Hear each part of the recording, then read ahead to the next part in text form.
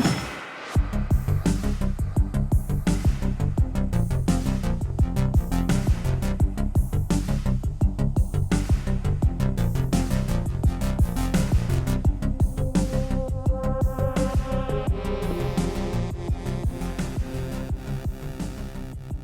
Hello, everyone, and welcome to Spelunkers, a game exploration podcast. I am Tom, joined again by Ryan, Howdy. Tyler, who has no words, and Hello. Chris. Howdy there. Anyway, we are doing a Plague Tale, which is a game that has many tails in it, as in rat's tails. A lot of Not rats. the hairdo. Quite a few of them. So, what did you guys think about this? Do you think this game is what you thought it was going to be? Because I was pretty shocked by this game. I had no idea what I was getting into when I hit that start game button, apparently. Yeah, I was shocked by the end of it. That's for sure. Before we get into that, though, do we want to say who it's by? Asobo Studios. Yeah, Sure. it's by Asobo? Asobo Studios. Asobo. I don't know anything else that Yeah. they've done. So Yeah, that's. I think it's what makes this game even more surprising, is because I have never heard of this developer prior to, and when you see them pop up and then you start playing the game, you're like, what the hell am I getting into? And then by the end of it, you're like, holy shit. Just comes out of nowhere. Yeah. Oh my god. No. It's angels Yeah. singing. Yeah, that's Angel singing the Mario theme. That's all they sing up there.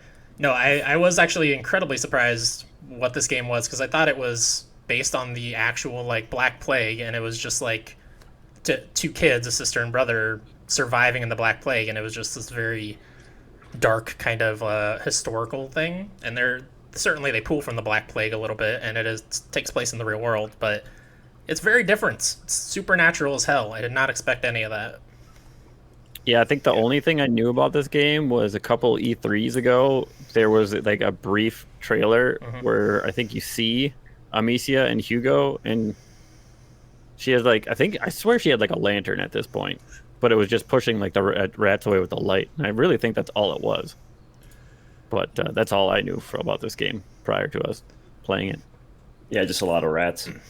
Yeah, I saw like there was like a E3 or Gamescom or something, like a demo, and I'll mention it when we come up to the chapter that it's in, but I don't remember the number, but it was just a small subset of the game. Yeah. So I had seen gameplay, but nothing supernatural and weird, which I was pleasantly surprised by. Very nice, very nice.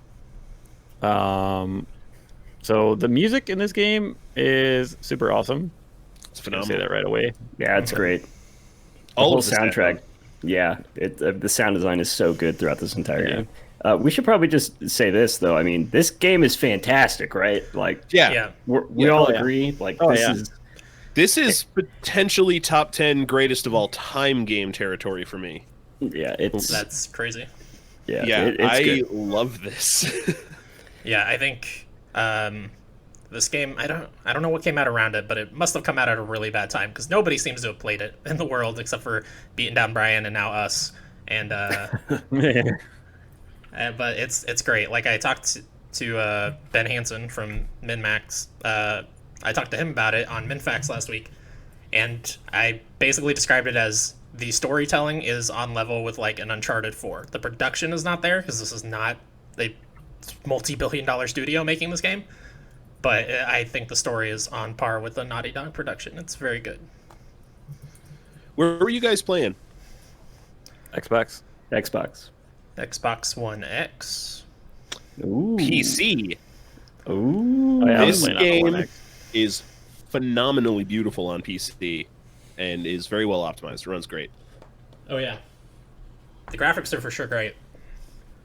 It's stuff So- like the animation. Sorry, just to clarify what I meant by production value, like it's animations interacting with each other and like little bits of clipping and stuff that is not on the level of a Naughty Dog production. But yeah, graphically, I mean, it looks as good as anything that came out last year. Really, Yeah, the only I thing definitely stopped to take a lot of photos throughout this game. photo mode snap. Rage 2 is really the only thing that came out the same week as this. That whole month of May when it came out, it looks like it was pretty much Rage 2 is the only thing. Yeah, I was playing Rage 2 when it came out. Yeah, I that's was true. not. I was as well, but I didn't look I was back not good. farther, but yeah, it looks like it was just Rage 2. I mean, there's a bunch of little games that I honestly think it's because of nobody knew who the studio was or very well could be. where this game came from, that they were just like, I'm not going to look into it. Yeah, it's unfortunate that happens Yeah. Just flies under the radar. because this is a real gem. Yeah, it's funny, Chris, that you brought up the Naughty Dog comparison, because that's exactly what I was thinking about right before we started recording and like what I wanted to say. And I think that like not like systemically with like the systems they have in the game or anything like that, but definitely the narrative design is easily on par with the Naughty Dog game. I mean, I would put it up there with The Last of Us. For me, like The Last of Us 1 as one of like the most well-written games ever made thus far.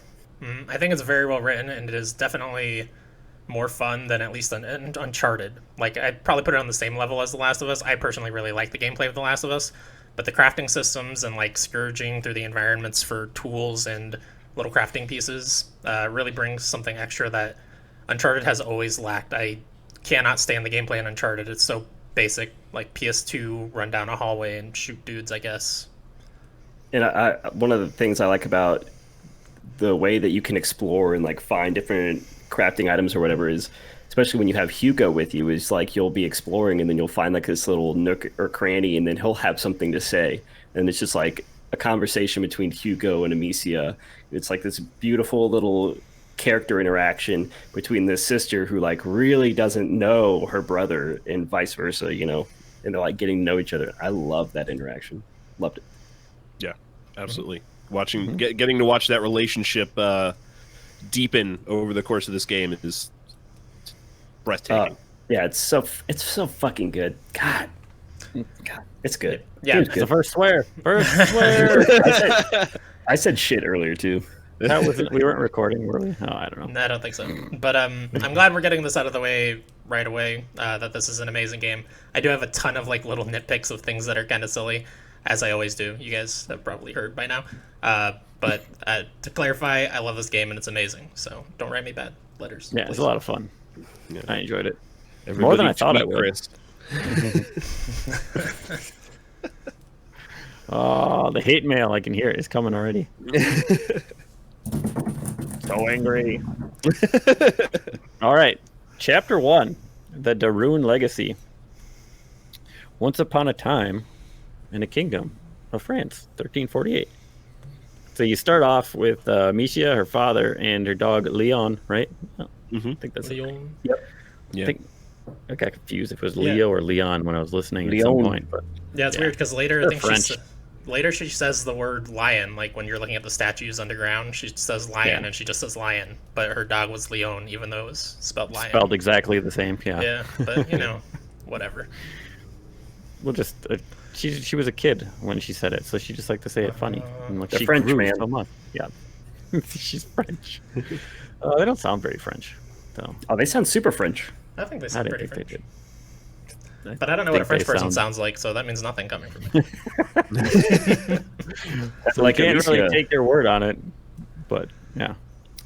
I studied French in high school for 2 years and then in college for 2 years. They sound pretty French. So our local French expert, Tyler. I know some French, so I think that's another thing that I really liked about it is just that setting and getting into like these French villages and stuff like that, especially at that time, like British armies invading and stuff. It was good stuff. Yeah, there's an option to play in French as well. I did not experiment with that at all. I don't know if you guys did, Oh. but I did I did not. not, but I should have. yeah, that would be an interesting And no experience. subtitles. You have to just go for Yeah, it. no subtitles either. You know, I could probably make it through and still piece it together. I can, if I hear French, I can understand it a lot better than if I were to speak it out loud. That would be Tyler's French review. That's what we're gonna do. that would be follow-up. such a fun experience to play a game in a different language, no subtitles, and just make shit up. Emmy does that when we watch the weird like K-pop station that's on the internet TV because it doesn't give us subtitles, so she makes up the things. So I could probably have her do it. It'd be fun, and we'll record it. Anyway, back to France, 1348. Going to the apple tree with your father to do the Knight's Test, which is something she must have done when she was a kid, because I think your dad says when you were 10, you're not 10 anymore. Yep. But you're in the forest going to get some apples from the apple tree and knock them out with your awesome sling. So as we're going along, Leon runs off, and they talk about how he likes to think with his stomach. I gotta say right now, as you're going through this forest, this scenery is just fantastic. Just the light coming through the leaves. You get to the one tree that has your mother's ribbon wrapped around it, where your father courted her.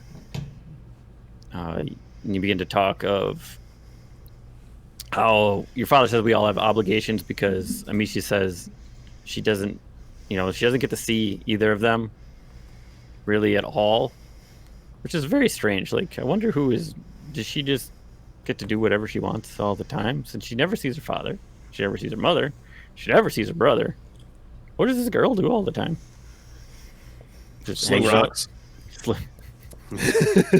whipping them at the servants. Well, I couldn't. That was one of the things I couldn't really tell, like what their position was, as far as like what her dad was a lord, right? Yeah, he was the lord of the land.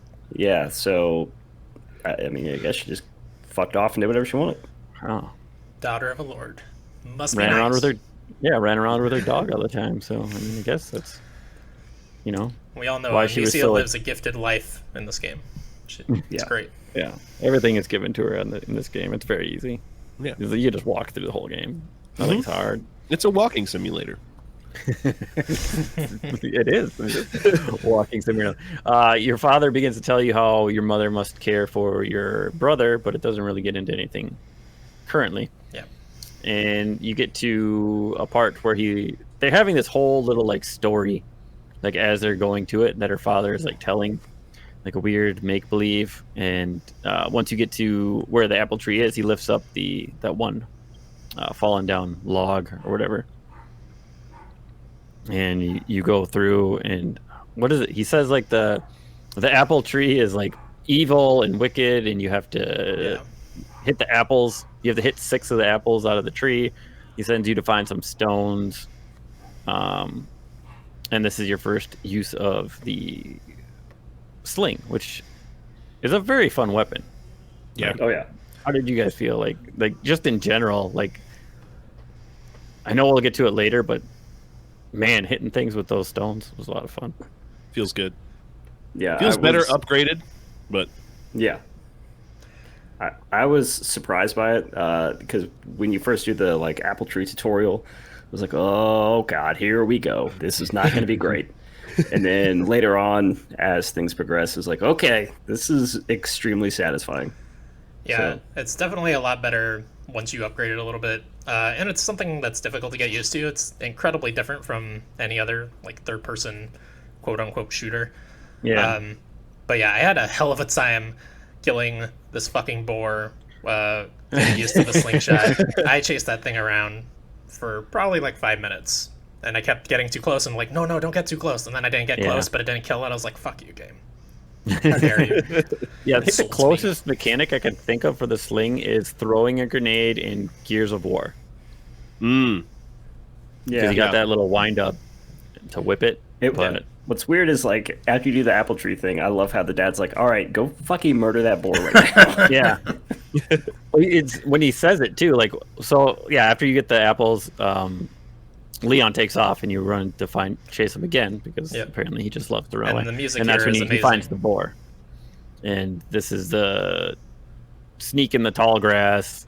And your father even's like, you're kind of like, oh, I could take it out with my sling. He's like, yeah, you could do that.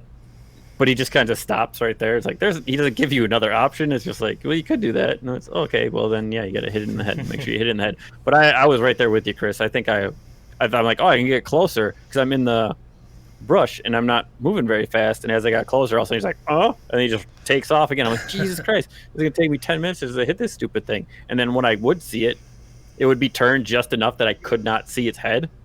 Yep. So I'd have to try and get around it, and then it would see me and run away again. Yeah, so yeah, I didn't have a A lot of luck with the boar here. Yeah, it's not a great representation of how the stealth works later in the game either, because you can get pretty close to dudes in the brush and they don't care. And clearly, Yep. humans are dumber than wild boar. That's Yes. true. But I mean, you don't even kill the boar. You knock it out and then it runs away. It's like, haha! And then off. It's off to the races. Leon begins to chase it. And, well, I like the mood change as you get to this part of the forest where it just gets like gross and muddy and like dark brown instead of like the vibrant green and yellows and reds from like the fall trees that you were seeing. And they do a good job of just like creating this weird environment that, and then the score follows in too, like as you're just going through this mud and she's complaining that like she gets her clothes dirty, so I guess that's, you can kind of tell that she's a little entitled, being like Yeah, she's very prim and proper. yes, at this point Yeah. she was not like terribly concerned, so she still got that little tomboy because she wanted to be a knight anyway. Because they actually talk about it at one point, and she's like, "I don't want to follow," because they were talking about the hunts. And she's like, "Oh, her dad's like, oh, you're gonna have to chase the lords as they hunt the whatever." And she's like, "I'm not gonna. They're gonna beat them. They're gonna eat my dust." So she very much wants to be independent, and so that she's not just, you know, a maiden, a damsel in distress. She's a warrior. Grr. Okay. That's right. But yes, now we get to the first sad part as you get down into this mucky, gross forest, and you find the boar, who is like kind of like already rotting and is just ripped apart and gross looking. And then you see Leon, who is like half in the hole and just like blood all over him, and he just starts to yelp as you approach him and try to comfort him, and then he just gets sucked into this hole. And your father shows up and just whips out his sword. And at this point, you don't know. Like, we all kind of knew that it was going to be rats at some point, but at this point, it doesn't seem like rats are what grabbed Leon and dragged him into this hole, right? Like, I was thinking some weird, I don't know, evil thing. Yeah, if you have Yeah, no then knowledge it's of like- this game, then there's no reason for you to think that it's rats there. Yeah, especially like that, because it's like, how the fuck are you going to kill a dog like that at the very start of the game? Just Yeah, with any, like, setting up the expectation for what's to come, it's like, okay, I guess anything's go. Yeah, I have we go. my exact note is, wow, immediately the game kills your dog. Fuck. Yeah, mine is, how you going to kill a dog like that? With a lot of exclamation points. It's like John Wick, you know, they got to get you That's feeling true. that revenge. Yeah, that's just, it was a pretty downer right there, right off the bat. It's about to get a lot worse. That was the moment where I was like, oh, I have no idea where what the fuck I'm in for this game. This is going to be something else, let me tell you. So your father decides to retreat. You end up heading back to your castle homestead. I don't know if I'd really consider this a castle, but the Lord's It's a Keep. castle for the 1300s. Yeah, we'll call it the Lord's Keep. I mean, compared to the castle you find later, I don't Yeah. know. That's a castle. It's a This is like- chateau. it's a villa. This whole little interaction part where you can walk around and just hear the different people talking about, some of them are talking about the bite, and it's not really clarified to what they're talking of. One of them actually says, well, why are the British running around biting people? Yeah, because there's another conversation that you can hear prior to that one where they're talking about the British Army invading. So it ducktails in a really nice way where it's like, okay, you're getting a little bit of this, like, oh, the British are coming kind of a thing. Mm-hmm. And then coupled with all of our crops are being destroyed, so maybe that's the British. Coupled with, oh, all these bite marks are showing up and people are getting sick, and it's just like, what is going on here? Yeah, they talk about the food shortages and whatnot, and I think you can find, I don't remember what his name is, but he's like shoveling, but he set up targets for you too, and if you go back there and I think do all those targets, she was like, if I would have gotten to you faster, Leon, I would have saved you and killed whatever did this to you. I don't know if you skip that, if she brings up something similar, or if it just goes through Yeah. it. I don't know, because I did it, so I know what I didn't they do said. that. Okay. Yeah, it's just a fun like character moment. Well, not fun, not particularly fun, but a character moment. Let me reminisce on my dead dog. This is super fun. Ah, So I'm fun. so excited. Nothing is funner than dead animals. Good Oh, memories. no. Only the best. There's also Your a man. father. I'm sorry. Oh, go yeah, ahead. go ahead. No, go ahead. There's I'm also just a gonna man in continue this along. area talking to his duck about how they should get out of there and live a better life. And Dan Tack. Yep, I named that man Dan Tack.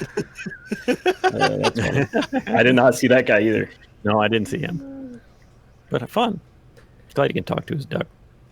Your father tells you to go find your mother and come see him right away. And as soon as he tells you that, she's a little hesitant. Like, I don't want to go disturb mom. She's going to be angry. He's like, just tell her I said to, and it'll be fine. And you kind of get that feel too as you're walking through and you're talking to. She tells like some of the other handmaidens and stuff. She's like, the woods are off. You can't go to them. Father wants to meet everybody. Go over there, and you can pass like some of the ladies. They're cooking some food, and they're talking, and that like you're not there.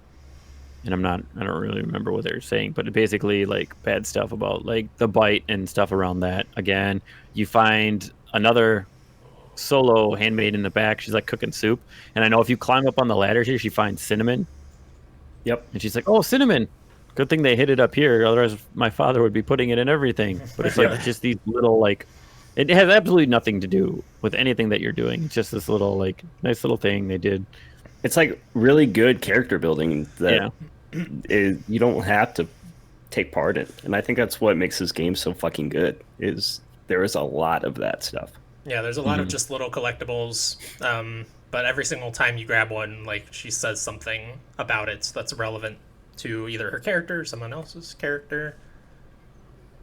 Oh. Yep. Yeah.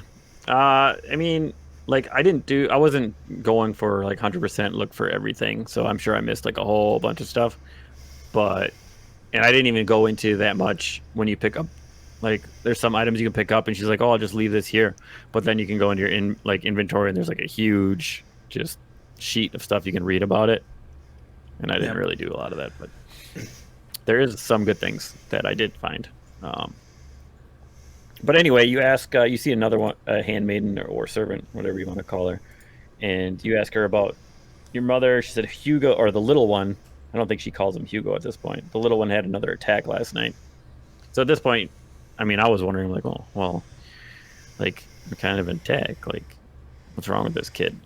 Like, obviously, you haven't seen him, so you don't really know what's wrong with him either. So I guess that's a good way of being like, okay, we'll put you in her shoes. You don't know what the hell's going on because you never see any of your family anyway. So it's a good way just to go about things. Because even when you get up and start talking to your mother, I think when you get up there, there's a handmaiden coming out of the door, and you ask where she is, and she's like, "Oh, I was just done talking to her." She's like, "Do you want to go and talk to her?" And you're kind of like, it's important. I think I have to. And then she takes you. She's like, "Oh, I got something for you on your bed." And the funny thing is, if you don't go and follow her right now, you don't get to. Like, that's it. And if you go in there, it's a placemat that she had lost that your mother had made for you. Mm-hmm. Like, and you'd lost it like a while ago, and you're like, "Oh, look, there it is," and you can look at it, and then you just leave it there, and it's going to be gone forever. And then you can reminisce about your dead dog some more. Yeah. Dead in the corner. Unfortunately, the placemat is not of Leon. It's like flowers or something, I think. Yeah. I don't remember. But anyway, you go into and start talking to your mother, and she's like doing research, writing a bunch of stuff down, and she's just like, "What are you doing here?" She's like, "Something was attacking Leon in the forest." She's like, "I don't have time for your bullshit," basically. Like, just not having they it. don't have a very close relationship. No. Yeah. They're very just no, not gonna do it. And you know, she's busy working. She says you shouldn't be here. And you're like, well, father wanted to, and then like there's this huge commotion outside. You start hearing all these noises. She's like, you have to stay here. It's like she knew already. She's like, well, you have to stay here. Lock the door, and Hugo will be fine. He's not contagious. It's very weird that she says he's not contagious. I mean, not weird, I guess, at this point, because you should be like, Yeah, it's a plague tale. So you're like, okay, he's got the plague. Well, she also knows that he's sick, but has no idea what he is. Yeah, sick like with. what he has. So she leaves, and she's like, "Well, just stay here, lock the door, and hide." And then you go and like you can hear more commotion. You look outside, and you see a knight coming, the Knight of the Inquisition, who I don't think they say his name for a while yet, but it's Nicholas, right? That's his name. The cross in his helmet. That guy. Love his design. Like The design, the sound of his armor, like as he's walking, like this made me want to play For Honor again, and I don't really like really enjoy. I think it's a decent game, but like just the aesthetic of like the knights, the dirty, like grimy, like I enjoy that stuff. That's a fun game. But you don't have the same platform as I do, so we can't play it anyway. Anyway, he begins talking. Nicholas begins talking to your father, asking about.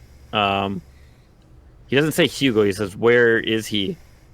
And your father just said, or I think as they're walking over, he's like, "He killed 2 of our guys." The other guard. So you know your father's an accomplished warrior, which I think you find guards talking about that later as well, in a camp somewhere. Mm-hmm. But yeah, he just goes up to him and asks him where he is. He says he's in good hands, and I don't think it shows it. It kind of flashes back to Amicia, right? And it's just he's dead. He kills him. So not only have you lost your dog, now you've lost your father. Mm-hmm.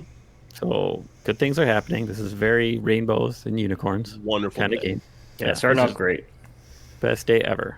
So like I said, just Amicia, great life. Life. Yeah. Oh my goodness. Yeah, it's fantastic. So as you're going through, you run to find Hugo, who's playing behind this very cool sheet. Like this kid's got an awesome room, right? Like if I was a kid in this room, like I'd be having time of my life. He's got like this. I'd have fun in there right now. He's got that big wooden sword. There's a huge like sheet with like a castle painted on that he's like hiding behind, just playing. And as you go in there, this is like the weirdest conversation I can imagine. Having 4 kids, like just them having this weird conversation. She pulls back the sheet and she's like, "Hugo, it's me, your sister." It's like, that's a weird thing to say, like, because they just look at each other. He's like, "Oh, who are you, crazy lady? I have never seen you. And I am." Do they ever say how old he is? Yeah, he's 5. 5? Yeah. Okay. They must have both Panda and I were able to pull that number out that quick. Good job. Somewhere they must have said that. Yeah, he's 5. I know. I know. I know because of how tall he is. Especially like later on, there's a point where I was like, God, he's like barely older than my son. Yeah, but I mean, they did establish early on that he never gets, like, they never get to see each other. Nobody sees Hugo except for the mother. So it makes sense that they don't really even know what each other look like. Yeah, like how since she's like 14 or something or 15. Yeah, but how weird of like an interaction could that be? Like I just can't picture it, having my 4 kids like who see each other every day. Like this has to be such a strange feeling, just being like, okay, well he's my brother, but you know I've never seen him more than 3 times. Weird. Yeah. Oh well. So, yay! You're reunited with your brother for the first time, ish. In years, maybe. I don't know. We don't know how long they see each other. They'll never see each other again because this is the end of the game. No. Kidding. Haha. We got a ways to go. Yeah.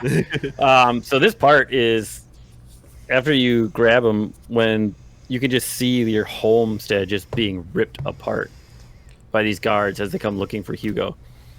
And there's like people that are trying to help you and then just immediately getting killed.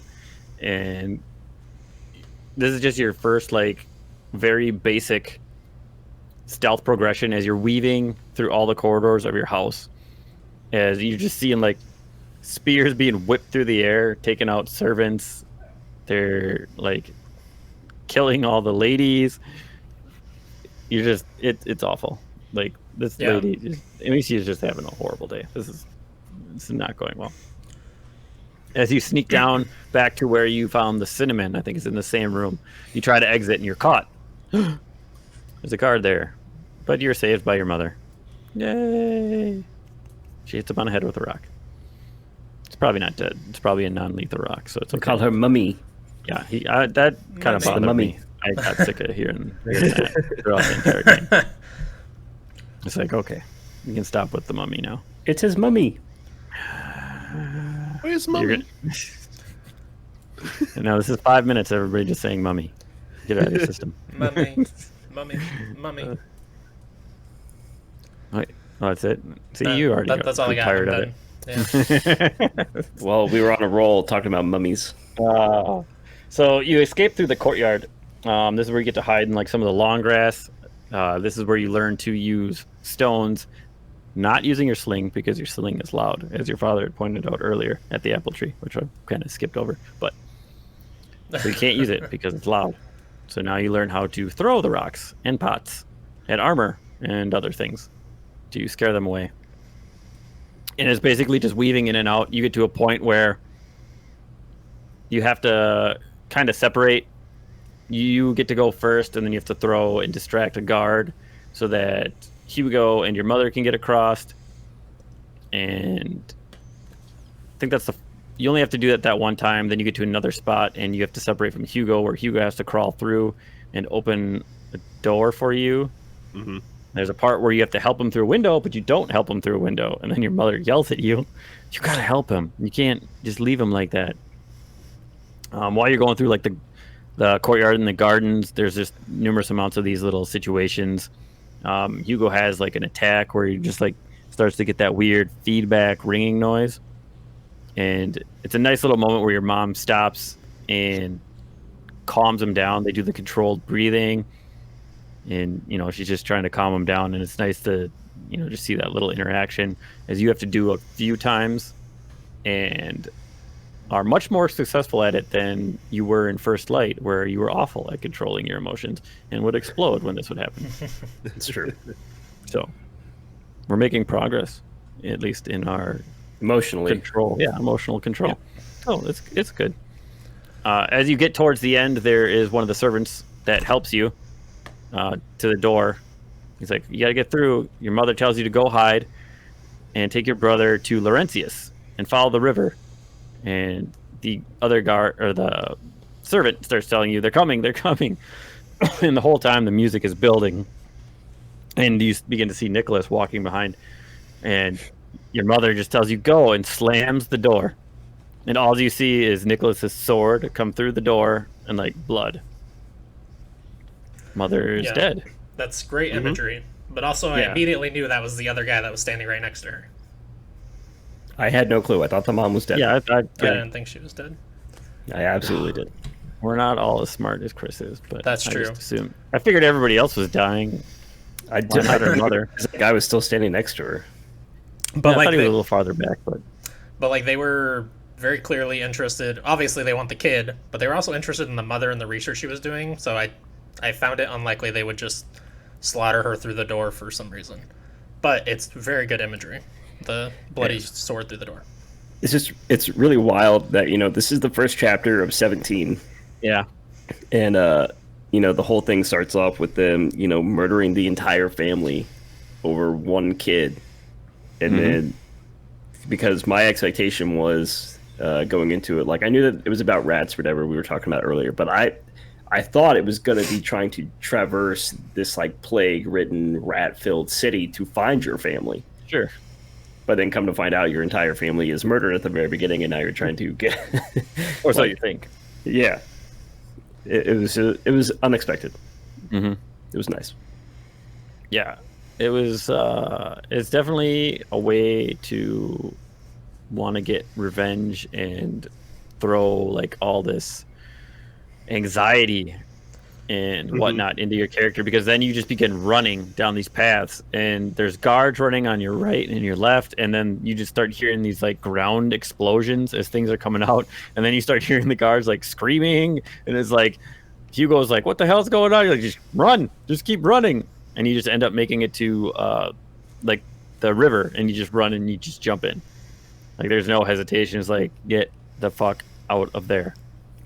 That's all you have to worry about right now. Yeah, I agree. Like, if the introduction of these characters, the introduction to the conflicts in the game, and the scene setting for every like chapter 1 foreshadows so much of our experience here in subtle fashions. Even foreshadowing itself, like showing us Leon before, just the blasting audio at the end. This was before I turned the game. My one note is this game is incredibly loud. I had to turn the master volume down to like 15 to be comfortable. Super loud. I had headphones on the whole time. I think I listened to it. Yeah, probably not all the way up, but I didn't notice, but I was playing on like TV speakers, so. Headphones. Yeah. My ears were hurting in the first moment before I hacked that down. But it sucked because then you wanted to like just crank the volume for the quieter moments. Yeah, because it was so good. just the crackle of the flames. And it was really the eruptions that were incredibly loud. Yeah. Like the eruptions were earth shattering. Yeah, I can see that. Which is crazy, you know, because it's like they got exactly what they wanted. It sounded like the earth was cracking open. Oh yeah. After the water jump, now we fade to black. Chapter 2, The Strangers. Yeah, which something I want to call out really quick that I didn't find out until later is if you quit the game and then reload, it gives you like a brief description of what happened before, but they don't give that to you if you don't quit and reload, which I appreciate because it's always weird to me when you finish chapter of the game and then they tell you on the loading screen for the next chapter what you literally just did. It's like I only need that if I'm coming back after a break. So they do that very well. Mm-hmm. So you come to shore, and Hugo wants to know, you know, he's like, why are they after me? Like, what did I do? And then he keeps asking about Mummy. Where's my and Daddy? Mummy? Where's Mummy and Daddy? Oh, Mummy. And Mummy Amicia Tom. is very sly and coy in her way that she just avoids these questions. Even though I think the end of this chapter she blurts it out anyway. But at this point she's like, very weird to tell him that, you know, what we assumed, aside from Chris and probably Amicia, thought she was dead too because she says they're dead. Tells Hugo that, but she won't tell him yet. She's like, no, he's gonna freak out, little kid. But you kind of comfort him a little and off to town. Let's go to the new town that's abandoned. I really enjoyed just the environmental design in this game is fantastic. Like these houses and like just the wooden door sounds and the shutters as people are closing. Like you don't see anybody at first. You see some smoke, and I think Hugo's like, "Oh, maybe it's a fair." Yeah, kid, that's a fun fair that you're gonna want to go to. And it's really consistent. There's a moment later in the game where you're separated from Hugo for a distinct amount of time, and you can still see like the small alcoves he can crawl through. So like it's consistent that those aren't just there for pathways for Hugo to take advantage of. Like those are a thing in the world that makes sense in this architecture style. It's very good. Yeah. Yeah, they also don't like overuse them. As a quick aside, I'm playing Watch Dogs Legion right now, and there are little holes in every freaking fence for your little spider robot, but that's not the case here. It's not everywhere there's little holes just because you happen to have Hugo with you. It's every once in a while. Yeah, that was actually one thing I was worried about when they introduced that as a mechanic of like, oh, you can send him over here to crawl through this. I was like, oh shit, this is going to be the main game. It's just, I'm going to sit here, do a little something, send him over there to do a little something. He's going to be crawling through a bunch of vents and shit. And surprisingly, it's very sparse. Yeah, very sparse. They sprinkled it in right where it needed to be, and then they were like, we'll come back to this later. Yeah, it never feels like cumbersome, like, oh crap, I gotta send him over here and make him do this again. It always felt worthwhile. And it felt meaningful. You know? That is the sentiment of this whole game, I would say, is that everything feels worthwhile and meaningful. They never put in too much of the same one thing. They're always adding enough minor additions and changes to the formula that they've laid out at the beginning of the game to always keep it feeling fresh and fun. Yeah, the pacing is impeccable, I would say. Like, it is very, very rare for me to sit down and play a game for an entire day, like 16 hours, but that's what I end up doing with this game is two days, and I finish the whole thing in 2 sittings. It's great. Yeah, unlike the other games we've done, this one actually didn't have problems with the pacing. Yeah. Where the other ones all had problems with pacing. Yeah, this is a very good the perfect gradual build of like systems on top of story, on top of character introductions, on top of, you know, more systems, on top of exploration. And one of the things that really shines bright in this setting that we're going to into the town is like you start getting into more interiors, and I think that's like some of the best game design is their interiors, especially inside houses and stuff, is so good. Like they actually look and feel like lived in spaces. Yeah, and it's not like you go in a ton of houses where it's like a cookie cutter format where this is here, this is here. Like you go in like a very sparse view, and each one is unique to its own.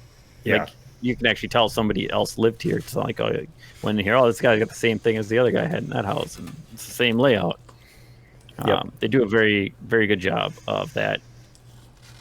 As you get Hugo here to your lovely fair, you pass a few people that run away. I mean, you knock on doors begging for help, and they just don't respond. Amicia is very confused. She continues asking, even though everybody's just like shutting their windows, closing their door. It's only like a handful, I think, as you pass. But then you finally make it to the fair, which is not a fair.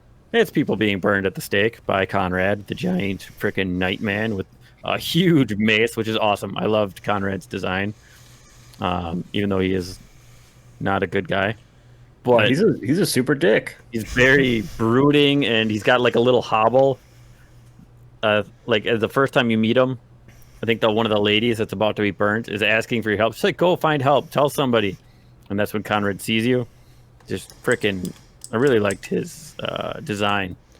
And yeah, he super fucking wants to kill kids, man. Oh yeah, like more than anything, he just wants to kill some kids. Well, and you find out he blames you because you're the children of the Lord for his son dying. Yeah. So he's just like, he's gone mad. He's probably like, that happened probably, and he just grief stricken, like gone crazy. Yep. Like that's the end. It's crazy how quickly like you go to that scene and then the town turns on you, and then it just becomes like, oh, all hell broke loose, Yeah, and then it's just off to the foot races here. You're just sprinting down these alleyways. Everybody's looking for you. You'll pop into like a little house or like farmhouse. I think one you have to push a box over with Hugo. There's another one where you have to knock a box down by shooting the I think this is the first time it shows you like to aim for like the little clasps and stuff on the ropes, the hangers to knock stuff down, which becomes very helpful towards the end of this chapter. But it's, you gain a little safe point, and then it's, try and figure out your way to get out of this house. And then as soon as you exit the house, instantly, like, you turn a corner and like there's another guy, and you're freaking off to the races again.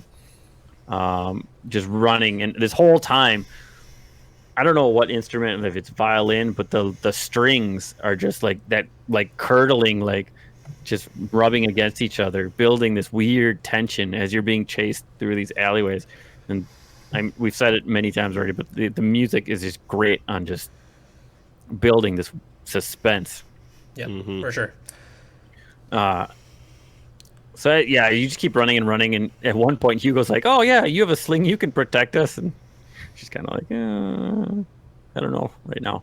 You don't use the sling yet." Is it not? It's not that easy, or it's not that simple. Hugo.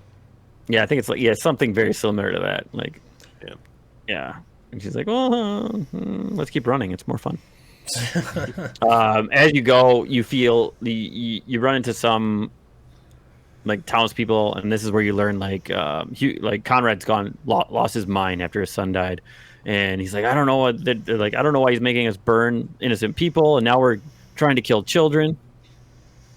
And like, so even the townspeople are like, Conrad's freaking lost it, but they're still with him, like probably because they're scared of him. For one, mob mentality, man, it's crazy. Yeah. Large groups of people often are stupid. So, yay. So there's a couple more. You sneak past these guys, another house. Then you end up finding and listening to this woman say her voice. Is her name Chloe? Is it Chloe? Chloe? It's Clovey, right? Chloe? Clarvey. Clarvey. I knew it was something weird. Clarvey. I did not have subtitles on. I don't know if they're like so. Oh man, you gotta always play subtitles, man. What are you doing? No, Yeah. I don't play I subtitles. always play This is a very cinematic game. Always subtitles. And I still had subtitles on. Yeah. Yep, same. Well, for shame. I feel bad for you. Clarvey. You know what? That's probably why Ryan and I knew that he was 5 years old. That's probably why. Because we read it. No, you can't And it's read stuck it in our if you're brain in more. the moment. But yeah, okay. So Claire V, that's a weird name. France, man. You come upon her, but so you find the houses with the white X's or crosses on them. And Hugo's like, "Oh, this is before you meet her," but she's like, "Oh, look, somebody painted funny things on these houses." She's like, "No, don't go into those. Those people are sick." He's like, "Oh, they can't even go outside." No, it's more difficult than that. Like, you don't understand. But anyway, you get to this dead end, and you're like, Amicia's freaking out. She's like, "There's no way to go. We don't have any way to go." And then Claire V, whatever her name is, old lady opens the door and comes, like, gets you inside. She's like, "They're not gonna look for you in here because obviously she's sick because her house had that mark on it." She's very kind. She gives you a new set of clothes. You go up and start putting on some clothes. These clothes are very... I like the way these are designed. Also, I like how they're instantly, like, you're instantly dirty. Her face gets all like, "Oh, I got some mud over here." It's a dirty ass town, man. She was running from the townspeople. Dirty existence in the 1300s in France. Yeah, and it's like horse shit everywhere. Yeah, I suppose. I'm wondering, is Claire V, do you think she's actually sick, or if this town is just like incredibly paranoid and marking everyone's doors that they have even the slightest suspicion of? Because they walk into her house and they interact with her and take clothes from her, and they never get it.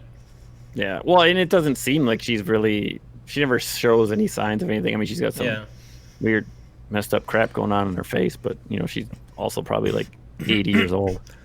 Yeah, so just more signs of this town is too far gone. Yep. Yeah. And I mean, it is what it is. But yeah, the clothes design on this is super cool. I like and you get later, like, you get another set of clothes. And like, I like she's got that little piece of armor just like on her elbow. One piece of like plate mail, just covering her elbow. I thought that was... Yeah, you guys can look forward to Tom's Amicia cosplay on the next podcast. No, I'm going as Hugo, so that's probably the easier play. To run around on my knees.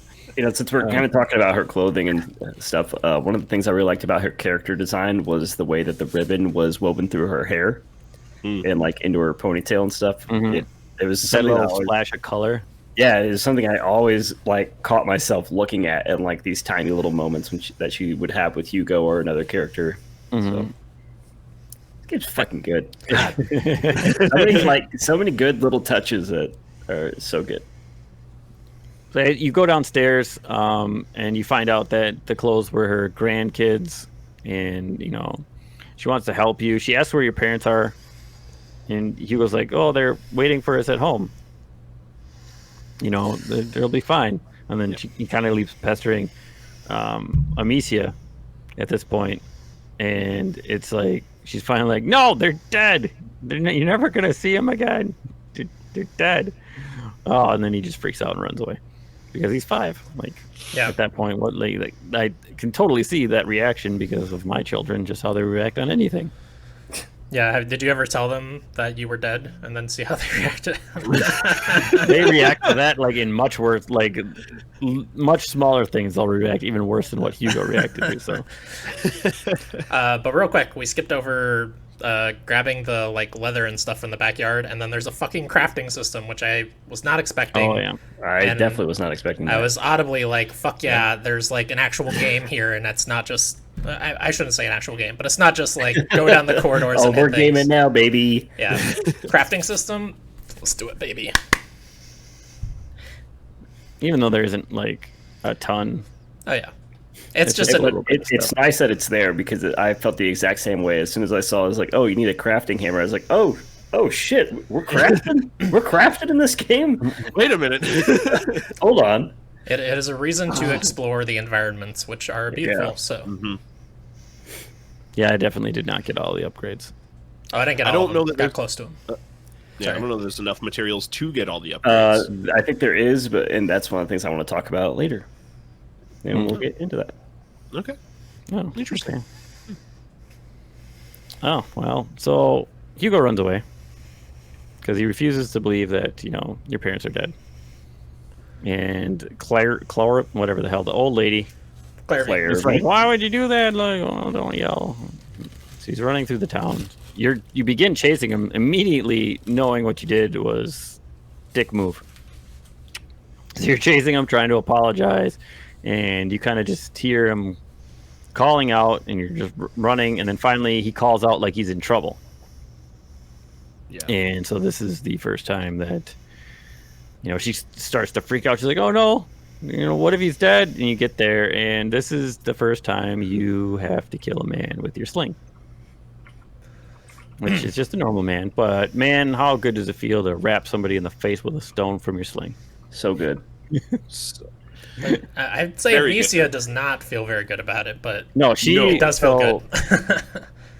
We'll go right into Brian Smith here. Beat down Brian. Something I adore about this game is that Amicia is not your typical hero. She's not a fierce warrior or battle-hardened soldier, but rather she is a sheltered 15-year-old daughter of a noble who has never had to fight to survive. And this is even represented through gameplay as if the guards get close, like one-hit kill, she's done for. Like, that's the end of it. She's simply someone who was thrown into a horrifying situation and forced to fight to protect her brother Hugo. And while by the end, Amicia is a force to be reckoned with, this is represented well during the early game, and especially during the first encounter with the guard who catches Hugo, who you are forced to kill. Amicia almost breaks down during that moment, apologizing and almost angry she was given no choice. It's a small moment overall, but to me it's a prime example of the overall quality of writing and the thought that went into making this character feel very believable. Because she is, like, as soon as she does this, she's like, oh my god, like, what did I do? Like, why did this happen? I was like that. I paused this game. This is the effect Ghost of Tsushima wanted me to have the first time I assassinated someone, and they made me go into the past and go through that bear moment with our uncle. Mm-hmm. That was what the game wanted me to feel. It took until Plague Tale to actually give me that moment of, oh fuck, just killed somebody. Yeah, they put so much like weight and emphasis on that moment. Even like with the design of like the rock hitting the townsperson, like there's like this thud and this weight to it that you can feel even in your controller, and like it's immediately felt on her character, and like and it almost like they designed it that way, if that makes sense, of like this like heavy hitting thing knocking someone out, killing them, and then like just this heavy burden of like, because right in that moment she knows that that's not going to be the last time. Yeah, and at that moment, it's time to become a stone cold killer, and you will never feel remorse again. And then by the end, you're just shooting guns and I like that. blazing. I like that It's a when you very get into different game. when you get into the church here in a little while. She also she says a prayer like, "Forgive me for the terrible things I've done." But if I have one criticism of that characterization of her, she gets over it so fast. Within a couple of chapters, she's slinging dudes to death like crazy, and she doesn't give a crap. Well, I mean, she got thrown into the shit. Let's be real. Yeah. Like, you got to get used to it. And by the end of the game, I mean, a lot of time has passed. Yeah. So yeah, because there's month breaks and like weeks breaks. yeah. So anyway, I think as you get to this townsperson, Hugo's running away as you're sacking him in the face, because you hear him scream out again. You keep chasing him. You end up having to hop over a fence, and there is your good old buddy Conrad. So, how many times did you guys have to do this fight? Just the one. Just the once? Okay. I didn't know if he I died. think twice. Okay. Tom? Yeah. I think it was about 2. Yeah. Wency? Yeah. Because the first time it took me a little bit to see the actual ring on his back, but like the mechanic of this fight where you have to kind of just circle and avoid him so you can see that one little piece of armor like holding it on to knock that off, and he just slowly becomes dropping like more and more of his armor. Yeah, I just accidentally got too close to him one time, and that was it. Same. But I think the first time I died, I actually had all of his armor off, and he kind of just bull rushed me, and I was kind of like waiting for him to like tire out, but he goes in a longer run at that point, and it just speaking of death, I mean, did you guys die a lot throughout this game in general? At the end, there was one chapter in the middle, and then several at the end. I fucking died a lot, yeah. I died so much. I know that's like a common theme, but I died a lot in this game. I think Panda just likes dying, guys. Yeah, I'm just risky. What I like to do a lot of, like, especially later on, because you have so many tools under your belt. Yeah. I like trying a lot of different options, and some of those options don't really work out too well. Yeah, I didn't die a lot, but there's definitely like I would take riskier moments of trying to do something stupid because I thought it would be cool, and it didn't work out. But definitely nowhere near like I think I died more at the very end than I died throughout the entire game. We'll take that sentiment and turn it up to like a 20, and that's where I'm at. Roughly, how many deaths do you think you had? Everybody. Me? I'm not just picking on Tyler. 30. Okay. That's not bad. Yeah, that I was doesn't thinking seem about like that 15. Yeah, probably like 15, 20. Yeah, I'm 15 or 20 range.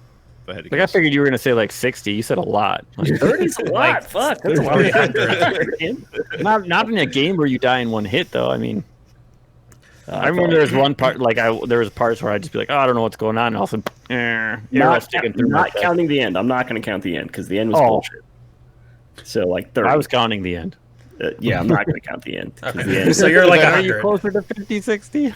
I'm probably 45ish. 45. Okay. The end sucked. It wasn't bad, but like, yeah, we'll get to it. But like, yeah, there was definitely that shit was hard. Yeah, I liked all the boss fights in this game.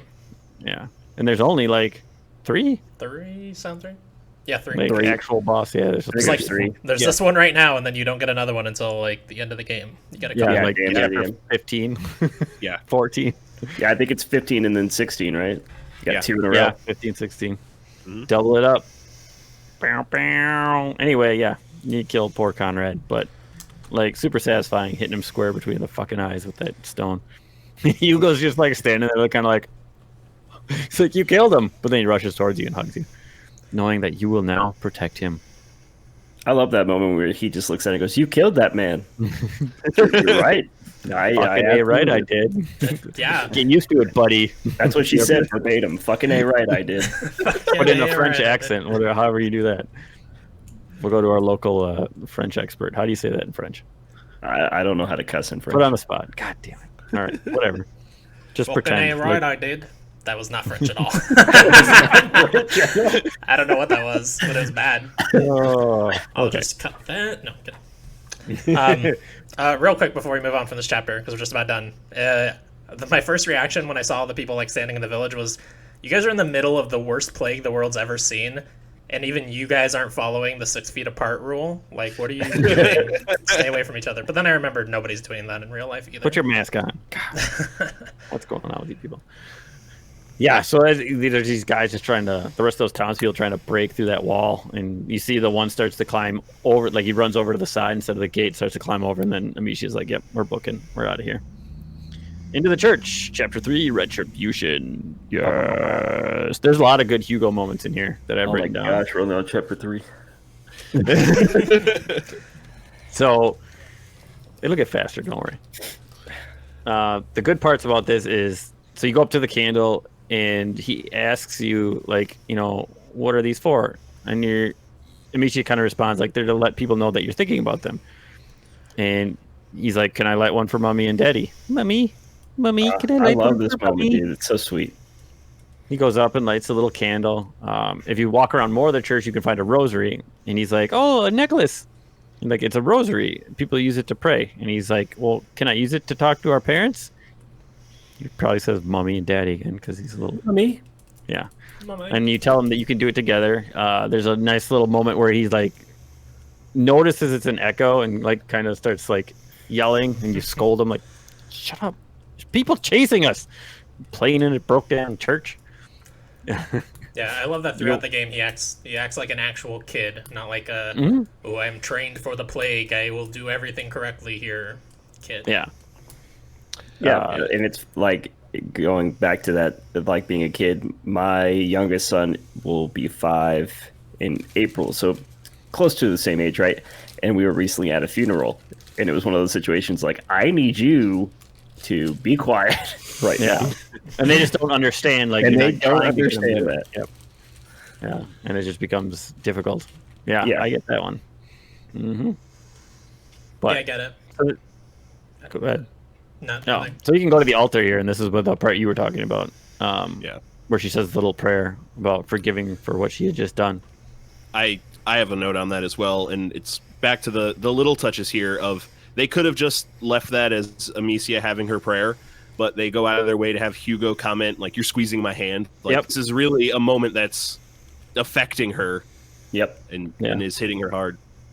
Yeah, and he doesn't even let you finish. Like, you're probably like halfway, or you could tell you had other thoughts that you were, as Amicia, you were going to be saying, and he just interrupts you. He's like, "You're squeezing me real hard."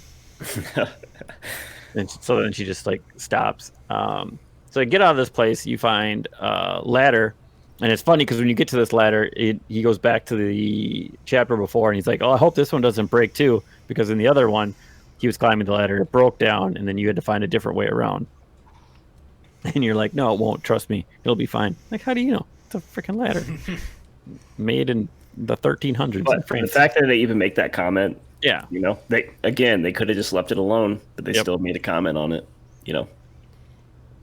So as you get up to the top part, up on this other weird corridor, which is strange that it's right there where a window, like, just people just stand by that stained glass window, staring through, looking at people in the church. I don't know.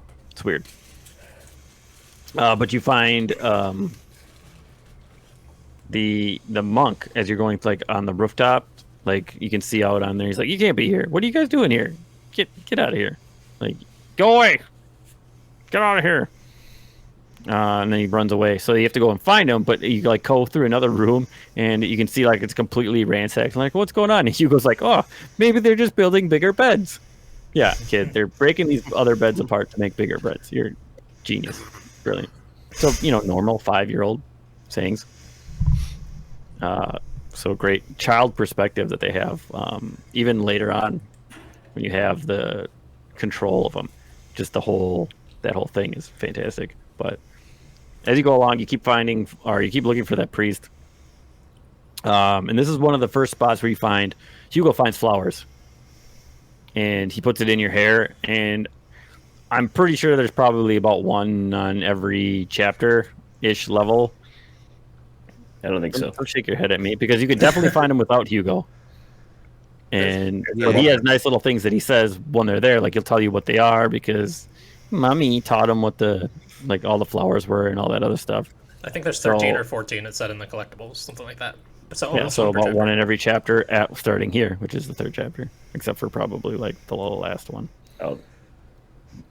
But I was wrong. Anyway, collectibles. I didn't look for all of them, but it's a nice little moment where he's like, telling you about it. Sticks it in your hair. I think it's very cool. And it stays with you the rest of the chapter. Yep. Yeah, and you have it through the whole chapter, which is why I think there was one in every chapter, because as soon as the next one starts, you don't have a flower, so you got to find a new one.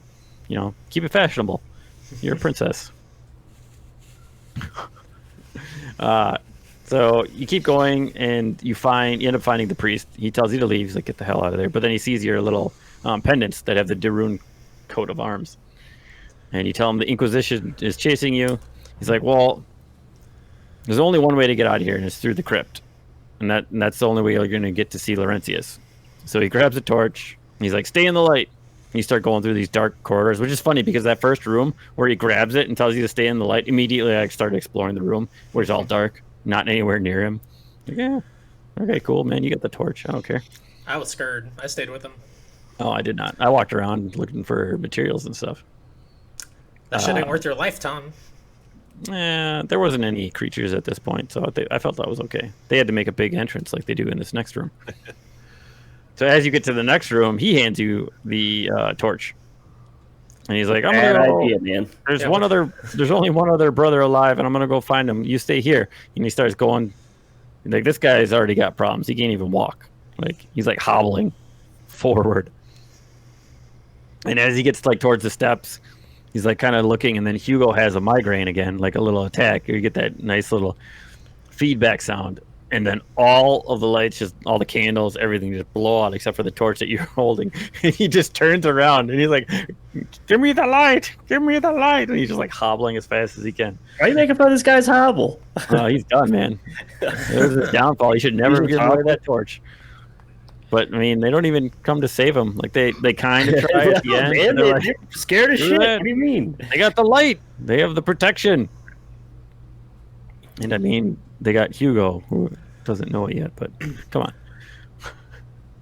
But anyway, Have a bunch of rats maul a man in front of you and then see what your reaction Okay, is. but they didn't know that's what was going to happen at this point. Like, there has not been the bodies of skinless, like, ripped apart humans such as there is now, which, by the way, I love that anytime you do this to a person, a guard, member of the Inquisition, and they get mauled by the rats, that either A, they just stand on top of them and, like, keep feasting on him, or if they run away, there's just this mutilated corpse just kind of laying there, like, awful terror. But, I mean, Hugo takes it pretty well. Because, I mean, my 5-year-olds would have been like, nope, gone, like, just running. Yeah, it gets very gruesome very quickly. You know, this whole part, and then you start going down the steps, and you find the other father who is missing the entire bottom half, and his guts are just like pouring out onto the steps, and it's like, oh god, Yeah, it's pretty good gross. lord. But very good visuals. Like, it did a very good job of trying to terrify you, of like just being like, look at this is cool, huh? Yeah. Dead. Hordes of rats are amazing. I wrote. Yeah, I love the hordes of rats in general. It's a really cool way to bring danger to a puzzle setting. Because oftentimes in puzzles, the problem is that, like, okay, this is a complex puzzle, I gotta figure out how it works. But also, like, there's nothing threatening or endangering me here. Going through this now, everything becomes more of the light puzzles, is what I have them written down as. Basically, you know, once you get down here, you have to make it through this whole crypt, basically doing all these light puzzles to scare the rats away. You got swinging chandeliers at one point. You get the fast burning sticks where you have to run up and light the braziers. You got parts where you gotta, like, she just puts the torch on the wall and Bales, like, jumps over the wall, and, like, why don't, when you're at the top of the wall, reach back, grab the torch, and take it with you. I have that same note. Like, come on. It's just like, come on, be a little smarter here. Work smarter, not harder. But these puzzles are really fun. Like, I like how you can, how the horde, like, just backs away, and then at any time you can look and you just see all, like, hundreds of beady little eyes just, like, staring at you, flickering in the light. Like, it's a very good environmental, like, terror. And like, if you get, like, the second you get into the horde, they'll start to crawl up you, like, immediately. So if you back up into the light, they'll kind of scurry off you. But, like, if you're in there for more than 3 seconds, like, that's it. They'll start biting your feet, like, as soon as you get like just a little bit at the end. They'll, like, and she'll come, and I like the little touch too with the sticks when they burn down and they burn her fingers. Yep. It's like you really do not feel safe when you're in the middle of like that horde of rats. No, it's great design. I love it so much. Mm-hmm. And then there's another part where you have to find those the giant hams that you got to knock down, and they just, like, the rats just run to them to munch on to clear your paths. Yeah, which is cool for a puzzle mechanic, but, like, I would not trust the rats. Did you see how fast they ate that freaking fryer earlier? And they just sit there for, like, forever. Basically, they'll just sit on that ham. Yeah, it's just it's like something they you had just to picked do. a human clean in, like, 15-20 seconds. But this ham's taking you about a good solid 5 minutes. I would probably enjoy a ham more than a human. I guess. I don't know. I haven't tried human, so A little gamey.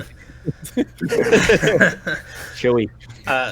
Something else I really like about these puzzles, though, is like, they'll kind of give you hints if you're doing it wrong. Like, there was a time when I was supposed to knock down a chandelier and light it, but I just grabbed a twig and started walking through the rats, and I would have died, but the game said, or Amicia said, these twigs burn too quickly, I won't be able to keep them back long enough. And I was like, oh, I'm doing it wrong, I should go back before I die. Yeah, and I like that. I think that this is the same part that I was talking about earlier, but you knock it and it swings, and you got to run with the light as it's moving. I enjoy that for a nice little timed puzzle. Like, it wasn't super difficult to do, but it's a nice little thing of just following it to get your way through. There is one part that I really enjoyed when you have to separate. You send Hugo through like, you're in the same room, but there's, like, a gate, and you send him through, and he can grab the torch, but he can't. Like, the floor starts to break and he can't make it back through. And he's like, well, what am I going to do? He's like, what if the rats come? She's like, you're fine because you have the light. Like, we'll just walk together.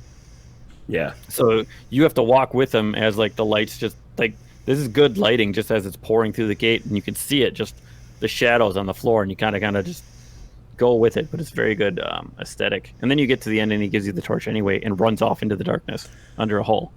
Yeah, I feel like he could have fit through that hole that he handed you the torch through, but Yeah. And then, well, you get to the end here, too, and then here's another instance of, I'm going to put the torch on the wall, jump over, and then listen to Hugo scream in the distance as I'm not holding this anymore. And I'm just going to run towards him, even though I have no fire. And then you get to him, and that's the point where he's up. I think it's like a 2-tiered area, and he's up on the second floor, and he knocks down some braziers for you. And you got to run to him with the sticks and light them, make your way back. Because actually, when you get to this part, I kept going forward, and there's a door. And she's like, no, I got to get Hugo first. I was like, oh, yeah, I got to get Hugo. Turn around, go back and get the little kid. But I was just more exploring more than trying to go through the door. But it's like, no, you can't do this. Yeah, I did that as well. That same exact door. I was like, oh, let's see what's over here. Oh, wait, this is the right way? Okay, I won't leave behind Hugo, I guess. I'll go. Yeah. I like how you have this little boy and you need to go get him and help him, and instead you're just like, fuck you, kid. I'm going to go explore. There's some fucking leather over here. Rats at him. Here, Jesus. control this. Yeah. Suck it. But as you're going deeper, like, I like how the music is also growing, like, in just how dark it is and, like, moody. It has very good music. The score is very fantastic, and like in the same part, once you get up and meet Hugo, the music gets upbeat for just like however long you're up on top. As soon as you go back down that ladder to where you have to go to the door, it stops. But at that moment when you meet him, like the way that it plays on the score to invoke emotion as well, like it's very well done.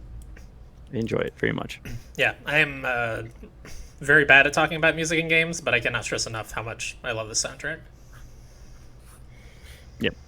It's good. A lot of good violin. Yeah, it's a lot of good stringed instruments happening.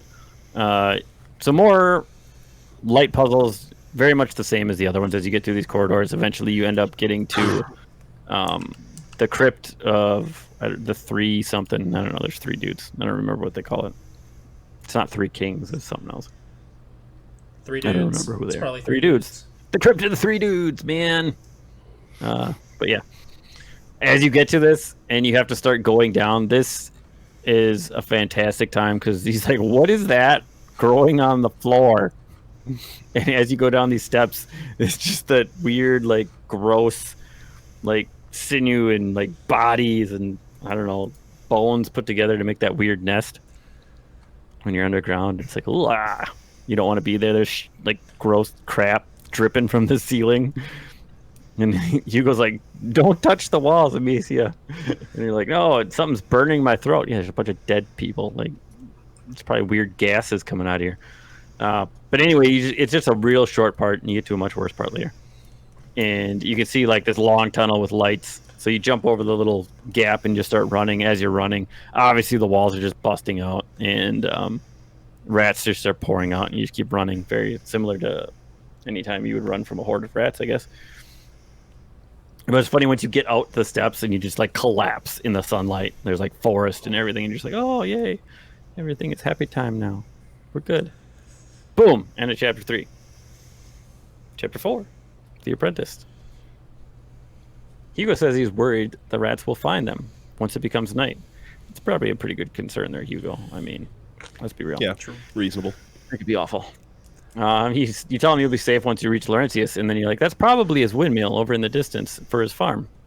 He goes like, oh, cool, I've never seen a real windmill before. Another cute part as you're running is Hugo breaks to the docks to look at those bubbles. He's like, what is that? He's like, I don't know, a frog, a fish or something. He's like, I've never seen a real frog before. Super excited. Like, oh, poor kid. He's never seen a frog before. As you're going towards you make your way towards the windmill, you find more soldiers that are like kind of ripped apart, and then you find some hole, like filling the holes with salt, right? That's what they're doing. I'm pretty sure it's salt. They're filling the holes with something, the rat holes.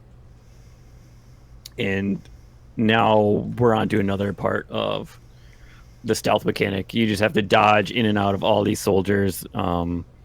You get to one point where this is one of the parts where you have to send Hugo to run across, and he has got to go through a hole in the wall to open up a window for you. And so there's these nice little like timed puzzles with them where you got to throw a rock, hit some armor so you can run past. There is one point where you get to a fork where you're kind of at where the bridge is, and you can go left or you can go forward. This is right by that house part, and I got very risky because there's a chest and like a lone guard that's patrolling up there, and I ran up there, and there's like just enough time to get to it, open up the chest, and get back away. He actually saw me as I was opening it, but I made it back to the tall grass by that house.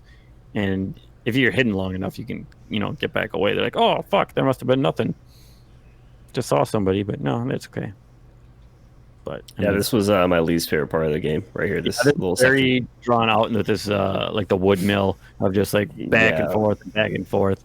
And I felt like I got caught. This was a place I died a lot actually because I felt like I got caught in really stupid ass ways. Like, and just I would get caught all the time. Yeah, there's one stealth section a little bit later that was my like Achilles heel. This one I didn't have too much trouble with, but I feel like everyone's gonna run into one of those sections where they're like, I just don't know what the little solution is they want me to find, so I'm dying here several times. Yeah, I wonder if any of us are gonna line up on that chapter. We'll see. Maybe. Like you can hear some conversations about the soldiers talking about like what happens when you get like bit, like your blood heats up, you get boils all over your face. There's a lot of just dipping and diving. There's another workshop bench here where you can upgrade your stuff once you get through the like logging house area, because you can't make it across the bridge, so you got to keep moving forward to Laurentius' house. Hugo ends up having like another episode. He's like, I feel weird. Like after you get through and you have to start carrying him. And he makes this comment. He's like, well, mother told me never to leave the house. So he's like, I left the house and all. So that's probably why I feel this weird. Because I'm out of the house. And it's like, oh, well, maybe she's a witch and she put weird spells in your room. Maybe she did because it's weird later. Thou must be a witch. Put a spell on you. Because she is his. Mummy. Put a spell on me, mummy. So as you get to like, yeah, I didn't really care for that part, but as you get to Laurentius' house and you get that like area of like all those dead pigs, I and love like, this part. gross like blood and muck rivers, and as you start getting closer, the rats start busting out, and you got to kind of follow the little busted up wooden path. Yeah, And there's a few torches by it. You dodge in and out, and then you get up to that top part, and you got to hit that gate that just unleashes like all the dead pigs, and just the animation of like those pigs rolling over each other and the noise as they're just sliding in the river of blood down the hill. That was super fun. Yeah, cool. it's really, really great like horror imagery. That's way too many pigs for a farm, but great horror imagery. Yeah. It's very cool to watch, though. I enjoyed watching all that. Also, we talked about it already, the pacing, but like this is what I mean by the great pacing is like you were dealing with rats, and then you were dealing with the like soldiers and the stealth there, and now you're dealing with rats again. They go back and forth so often that you never get tired of doing something, or at least I never did. Well, it gets better once you begin attacking the guards rather than just avoiding them. But I mean, even with the pacing and the way that they implement like how you interact with the guards, how you interact with the rats, like is constantly evolving throughout the game. I mean, even up until the last chapter. I think that's what makes this game so damn good. It's like first we were able to hit guards with rocks, and then we could pick up jars or whatever, and now we're like trying to get away from rats, and then we're going to slowly just keep building on our arsenal. Yeah. So cool thing when we get here to Laurentius' house, like Hugo again, because he's 5, just starts yelling for Laurentius, and she's like, "Kid, shut up! He might not even be here. Just be quiet." Shh. Cool little thing though is you go up to the pig and the horse. You can pet the horse. Yeah, did everybody pet the horse? Yep, of course. He's a good boy. Chris didn't apparently, so No horse pet the horse. For him. Did you pet that fucking horse? I killed the fucking horse. And there was a sling whipping rocks at his face. That horse. No, yeah, I pet the horse real quick, but I didn't care for him. Yeah, well, it's a brief moment.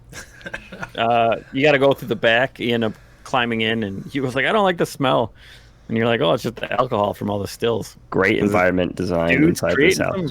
Sweet moonshine or interior. Yeah, 100%. Yeah, So you get in and you can hear coughing from upstairs. So you end up going upstairs and you see Laurentius in bed with his apprentice. And his apprentice name is Lucas. You want to phrase that differently? In bed with his apprentice? Yeah. He was in bed with his apprentice. You don't talk about Lucas like that. Lucas is You a don't fucking know what was G, happening. man. Things were weird in France in the 1300s, all right? Lucas is the Just goat. because he was out of bed by the time you made it there doesn't mean... All right, anyway. He was a sick, frail man. You leave him alone. He's a sweet young lad. Listen, Laurentius is about to get fucked up, so you show him some respect. Because Oh, yeah, he's the next 5 minutes does not end well for this man. No. Yeah, I He like also kill his pig. I like how much foreshadowing there is, like, all over the farm that you're going to be dealing with rats shortly. Like, there's meat hanging all over the place, and there's, like, a ladder inside the farm that you can go up, but you can't hop down or do anything there. And Yeah, I there's actually just, went into like, the a light out there. stable, like, immediately before going into the house, and I was like, what Yeah. the hell? I can see there's a door here in the floor. Why can't I open this? Like, oh, great. I'll probably have to come back here later. So, yeah, super, super fun. Back to the apprentice and the master here. You tell him the Inquisition was looking for you, and he tells you of this ancient evil that courses through your family's veins in your blood. And he's like, your mother and I have been working on something trying to help Hugo. And he tells you to protect him and continue your mother's work. And she's like, I can't continue her work. Like, I don't even know what the hell she was doing. Like, never seen her before. I don't know what she does when she's alone with Hugo, giving him freaking gin or something. He's having a great old time. He's not actually sick. He's just drunk. This kid's But at this drunk as point, shit. you can tell like there's the tension that builds between Amicia and Hugo, because this is when he grabs at her, and she basically like shrugs him off, and instant freaking like, yep, now you got a tantrum on your hands. He's not coming towards you for a good half hour or so. He's pissed, which he does. Laurentius tells Lucas that he's got to perfect the ignifer. So you go with him to try and do that and try and get Hugo to grab your hand, and he's like, nope, I'm pissed if you get out of here. I don't want to talk to you. And as you start to exit, rats begin entering the houses, and I think this is where you knock the meat down to get out of the house. Yum yum. Mm-hmm. Time to chew on some ham. Couple hams. Yeah, you get outside and you head to the stable. He's like, well, you need to lure them over here. And this part, I'm like, oh my god, I know exactly what they're gonna do, because I tried to pick up the feed bag before, and she's like, oh, that's probably pretty heavy. Well, of course, you're gonna grab the feed bag and lure the Not poor the animal I thought it was going to be, though. Thank God. I thought they were gonna kill the horse. I totally thought they were going to put that horse in there. Oh, but anyway, as you're going with the pig, leading him on, like Hugo's like, oh, it's time to eat, piggy, yum yum. Chew carefully so you don't get a stomach ache. It's great. God. He's like having the time of his life. The sweetest He's little like- boy ever. And we're like, oh yeah, we're gonna close them in here. And then you go up to the top on the other side, and he's like looking. He's like, what are you doing? As you like hit the lights and let the rats through. He's like, no, you're just like all the other ones. Like all the other ones, what? Did normal people sacrifice pigs to rats? How many people have you I come do across? it twice a week. Yeah, we got to hurry this up. I got to go do that right now. Get some pigs, yeah. But yeah, he's pissed at you because you killed his new friend, the pig that he was bonding with.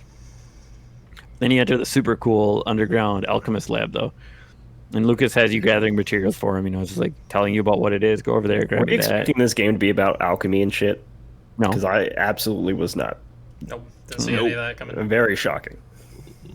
Did not see that coming.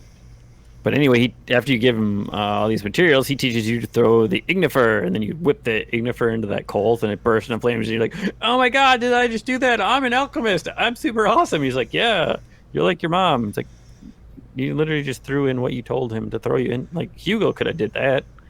He just threw it into the coals. Could he? He I would mean, maybe he would have tried to eat it, but that Yeah. probably wouldn't have been a good idea either. But this adds in a new mechanic now. This super cool throwing the New ignifer into mechanic. coal. Yep. It's fucking awesome. I love this. Just throwing it and making And you it use fire. it so much the rest of the game. It is constantly Especially near used. the end. you get all this together, rats start pouring in, you escape out, and you try to get back to Laurentius, who the rats start breaking through the house, knocking the stills over, and it's like, it's game over, man. He's not getting out of that house. Shit just starts on fire. Single tier. We didn't know him very well anyway. Yeah, I never knew him. Peace out. This part when you're running away, where you have to hit the hay, and it only lights for like 10 seconds or so. It's not a long time. So it's basically you're just running, whipping Ignifer at these hay bales just to keep going. Once you make it to this windmill, like this is one of the coolest parts I thought. Like when you light that windmill on fire and follow those blades as they go through, it's super fun. And the music again is just great at this point. I love it. It's fantastic. Super, super cool. And to chapter 4, you get to look back and like everything's kind of just burning and awfulness. Chapter 5, the Raven spoils. This part got some real jacked up stuff too. Chapter is fucking awesome. Yes, so good. Yep. So as you approach the shore, there's a heavy fog that is going, and Lucas is rowing because you were in the boat, and you're holding. That's how you escaped before, and you're holding Hugo as he's sleeping. Yeah, you ask Lucas what Hugo has. He's like, tells you that the first corruption that travels, there's a corruption that travels in certain families, and there was a great break that made things worse, and they started to progress. He said, sorry, he said Laurentius and your mother didn't fail; they just ran out of time. They didn't have enough time to complete whatever they were trying to do to stop whatever was in Hugo. We know the name of it by this point, right? Yeah, Lucas mentions it in the. Yeah, it's the macula. The word that I macula. don't. Yeah, I know there's a weird stuff to it. I just put the Latin. disease because I don't want to say it. It's the macula. Okay. Count Smacula is killing your brother slowly. Like one does. Yep. I remembered it because it was like macula, like mouse Dracula. Just control. Okay. Controlling Wouldn't it be like mice. Ratula then? This tracks. I don't know, man. I was trying to make a joke. All right. Back to the workshop. Let me take Very good. that one. So you get to the shoreline here, super foggy, and Hugo goes chasing after frogs again because that's fun to do. Macy doesn't like it. She says he goes too far, and you end up finding him. He's got a shield from one of the soldiers. He's like, "Aha!" And you're like, "Put that down, you idiot! You don't play with things like that." Oh, shucks! Throws it on the ground. He's pissed at you again because you don't let him have any fun. And then you're like, "Oh man, what the hell is that smell?" And Lucas is like, "It stinks." Also, you're trying to follow the aqueduct.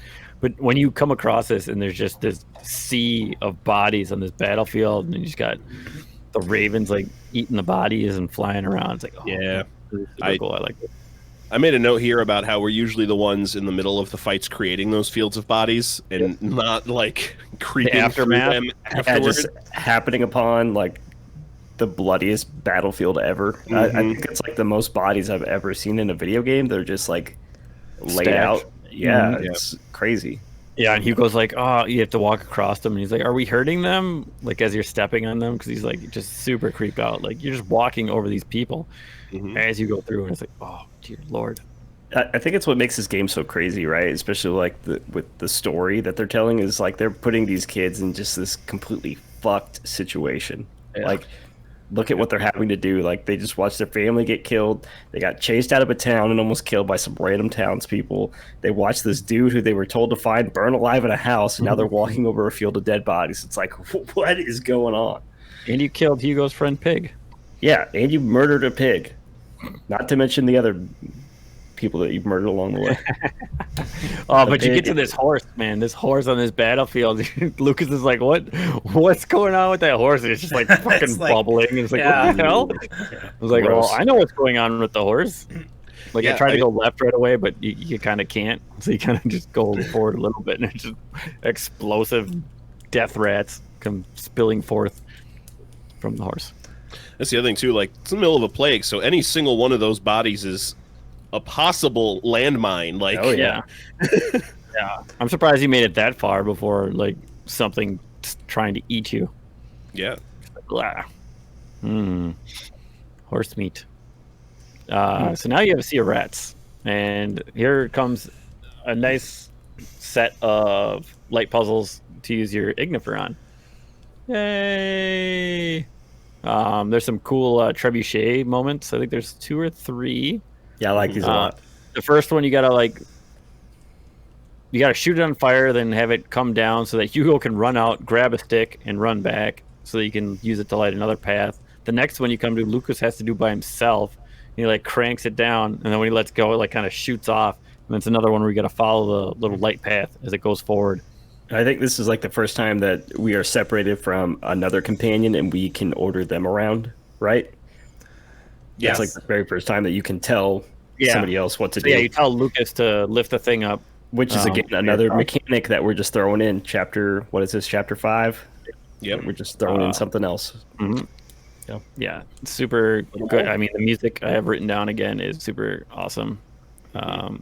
You end up finding like a cart that you have to push for a little bit. Then there's another one that you find towards the end here where you got to break it and run along with it. Love that. First time I died because I stopped to grab something. It wasn't fast enough. And I'm like, crap. I had that happen. And the next time I'm like, nope, just running with it. It wasn't worth that freaking 1 pack of sulfur or whatever it was. Ignifer, though, man. Yeah, it's the one tool you have that is useful currently. Yeah, let's talk about what were you guys upgrading real quick? Because I was upgrading maximum capacity for everything as much as I could because I was always full. Yeah. I was upgrading the sling because I wanted to not be seen while I was murdering everybody. Yeah, sling first, then capacity. I was capacity first because I kept running into stuff where I didn't have any place to put it. Yeah, and I couldn't pick it up. Plus, I think you need some of those capacity upgrades to be able to fully upgrade the sling because you need eventually, like 16 leather. So I did like 2. I did 2 for the sling and like the the thing under the sling, whatever the fuck that is. You know what I'm talking about. Because there's like 2 for the sling. You had like the rope itself and then the pouch that you hold your stuff in. And so I did like 2 for that and then capacity, then went back to upgrading the sling, then back to capacity, and back to upgrading the sling. Yeah, I eventually got most of the upgrades. Most of them are useful. There's one that's just really dumb. That's you don't need tools to upgrade anymore. I always had extra tools and not enough of everything else to do upgrades. So I think I didn't have enough tools. Oh, I had a bunch of tools. Yeah, by the end of the game, I had 4 upgrades left that I couldn't afford and 4 tools. So I don't know if there's exactly the number you need. I think I had way more than that I needed to do, and I just didn't care. I did it. It's harder that way. 6 or 7 upgrades, probably. Well, because once you get further, it unlocks another set of 2 too. Yeah, I also only needed 4 more upgrades because I think you could upgrade 3 for everything, right? Everything was 3 upgrades. I don't know. Sure. Yeah. Yep. Yes, that is accurate. Most certainly. Looking at the facts right here written on my hand. Yep, that's what it says. We're good. This is also back to you, Tom. Not funny. Just have that written down, waiting to. That was my note I wrote about my joke. But, I guess I should write that backwards, though. That way it comes better on the camera. Also, a new mechanic added here, too, in the battlefield once you come across some soldiers is the ones with the lanterns that you can break with your sling, and then they just get mauled by the rats. So good. Super fun. Very satisfying. They're having a bad day. Yeah, and then there's the one, like, tower that you can knock down, and all those bodies slide down on top of them. It's like they're on fire, too. There's another part where you get to right here before you get to the somnum, or whatever how the hell you said that. Basically, your chloroform. That you're like you have a torch and you're basically forcing these rats down a tunnel. And there's a guard at the end of the tunnel and there's a gate. But at the end, there's also a torch that you could throw Ignifer at to light that torch. Yep. I didn't notice till after I made the guard die by forcing the rats onto him. But is there a choice there? Yes, so you have to walk forward a little bit before it lets you throw Ignifer at it. Like, you have to start pushing the rats into him, but then you can back up and throw Ignifer at the torch. I reloaded you can't save him? Yeah, I reloaded it a couple of times because this was the point where I was starting to question if there was some sort of morality system that was going to affect endings, and I looked up to see if the game had multiple endings, because I hate that, and I would have killed myself trying to get the good ending, so I'm glad There's also a trophy for it. Well, for killing him? That's true. No, for not saving killing him. Yeah. Oh. Well, I killed him, so. May he burn in I hell. reloaded that section. I don't know, 2 or 3 different times just to try to save him because they didn't come after him until like You forced them to. until you got to the exit way. So it's just like there has to be a way to save him. And it wasn't until I turned around and saw like they could put the torch down. I was going forward. I wasn't about to go back and save him. I was just curious about it. And then I was like, I feel fucking terrible about this, so I'm going to see if I can do this a different way. I feel terrible about it. You're just knocking lanterns out of guys' hands so they get mauled by rats. You're But this doing guy's the same like thing. this guy is just trying to get out of there. You know, He's still a soldier that probably killed your family. For all Nah. you know, you want to save him. Well, Amicia doesn't feel this way later when she returns to her house, so That's I don't true. need to feel that way now. But yeah, now you get the somnum, so you get to put the guards to sleep, which I think I probably only did like twice this time, and then one time on accident when I was almost about to die by one, and then I whipped it at his face, which was hilarious. Then I started laughing. Yeah, that's I think all I I might have used that died for. after that. That's all I used that for was emergency situations because it is really, really expensive to craft. And you can only have one at a time, right? Yeah. I It's like I did it the one time. I don't think I ever used it again. Yeah. Same Like I thing, said, I did it I know. once on accident when I was being attacked, and like I was about to die. Like there, you can do it as a like last ditch effort. Yeah, there were a couple Yeah, but times. I couldn't because I never crafted it again after that. I was Oh. like one and done. I don't ever want to yeah. use this. I definitely made it. Same. Yeah, I always make sure I had one on just in case. There were several times though where I would use it and I'd be like, that wasn't worth the materials. I'm just gonna reload anyway. That's probably why I died a lot. So as you go along farther, Hugo has another attack, and you tell him to think of the frogs. Remember the frogs? Remember how they would jump around? Oh, it's a great time with the frogs. Now you get to the outside of this fort. It is where you meet Arthur and Melly, Yeah, But you Melly's don't know who fucking they are yet. cool. because they're like, "Oh, when are you gonna capture those guys?" Then the guard looks at you. Then they beat the shit out of the guard, and everybody runs except Hugo gets caught. And you get knocked the fuck out. Cold clocked. End Down. of chapter 5. And at chapter 5. Now you're damaged goods, like in chapter 6. That's the name of it. Damaged goods. Good segue. This was my hell. You didn't like this one? I didn't mind this one. I thought this one was fun. Oh yeah, I like Chapter this. kicked my dick in. Yeah, I had a couple of deaths here. This was not my I worst had death about section though. 10 deaths on this chapter. I think I had one. And it was my own fault. Because I knocked the bottles over in the sleepy area. Oh yeah, I did that. I died a couple of times here, but I like this section a lot. It was Yeah, cool. I didn't mind Melly. it. Melly's a really cool character. Yeah, you don't have. In You wake up in a cell retrospect, and you have nothing. Right? They took everything from you. Yeah. But the guard knows who you are. He's like, I like gold more than I like blood. He's also very creepy, so I don't know what he had planned. But then a figure comes to your aid, which is Arthur. Helps you out, then runs away. Sends you over to Melly, Yeah, as you make. the introduction of Melly was kind of weird. Like cinematically, there were like a lot of camera cuts that I'm not sure why they kept cutting back and forth from you to Melly. It's I don't know. Cinematography. That's not a word. Cinematographically, it looked really funky. It's now a word. I'm gonna But put it in. I love that they have you travel with so many different characters and they all have their own little ability that you can use in the area Yeah. you're using them in. And then the banter between the characters is always so good. You know, like the Yeah. dialogue is always so spot on, and it really helps you like kind of get a sense of Amicia in a way, because the way that she talks to Hugo is so different than how she talks to Lucas, which is different than how she talks to Melly and other characters later on. Roderick. R.I.P. Don't say that. Spoiler. Anyway, I like how you do So, that yeah. every episode. Like, as if people are listening to this and they have not finished the game. you don't know. Some people like maybe listening to it and haven't like played it. And they like, I'm gonna play for a little bit. I'm gonna listen to Our what boy I. Roderick. Baby. Spoiler. Anyway, yeah, you can use Melly to. She lockpicks a bunch of crap. You get to these parts and it's basically, hey, look at that. Point at it, and then Arthur will make a distraction, and you can run through. Ryan, she did you tells you check her picking? I mean, did you watch her lock picking skills? Did they seem adequate? I didn't actually see any tools appear in her hand, so I don't think it shows you anything. but purely based off hand positioning, one hand was sitting in a position appearing like it was holding tension, and the other looked like it was trying to manipulate what would be levers in those locks. So as much on the up and up as it can be for So how many pins does it get? no pins in those locks. How many levers does it get? How many tumblers do you get for it?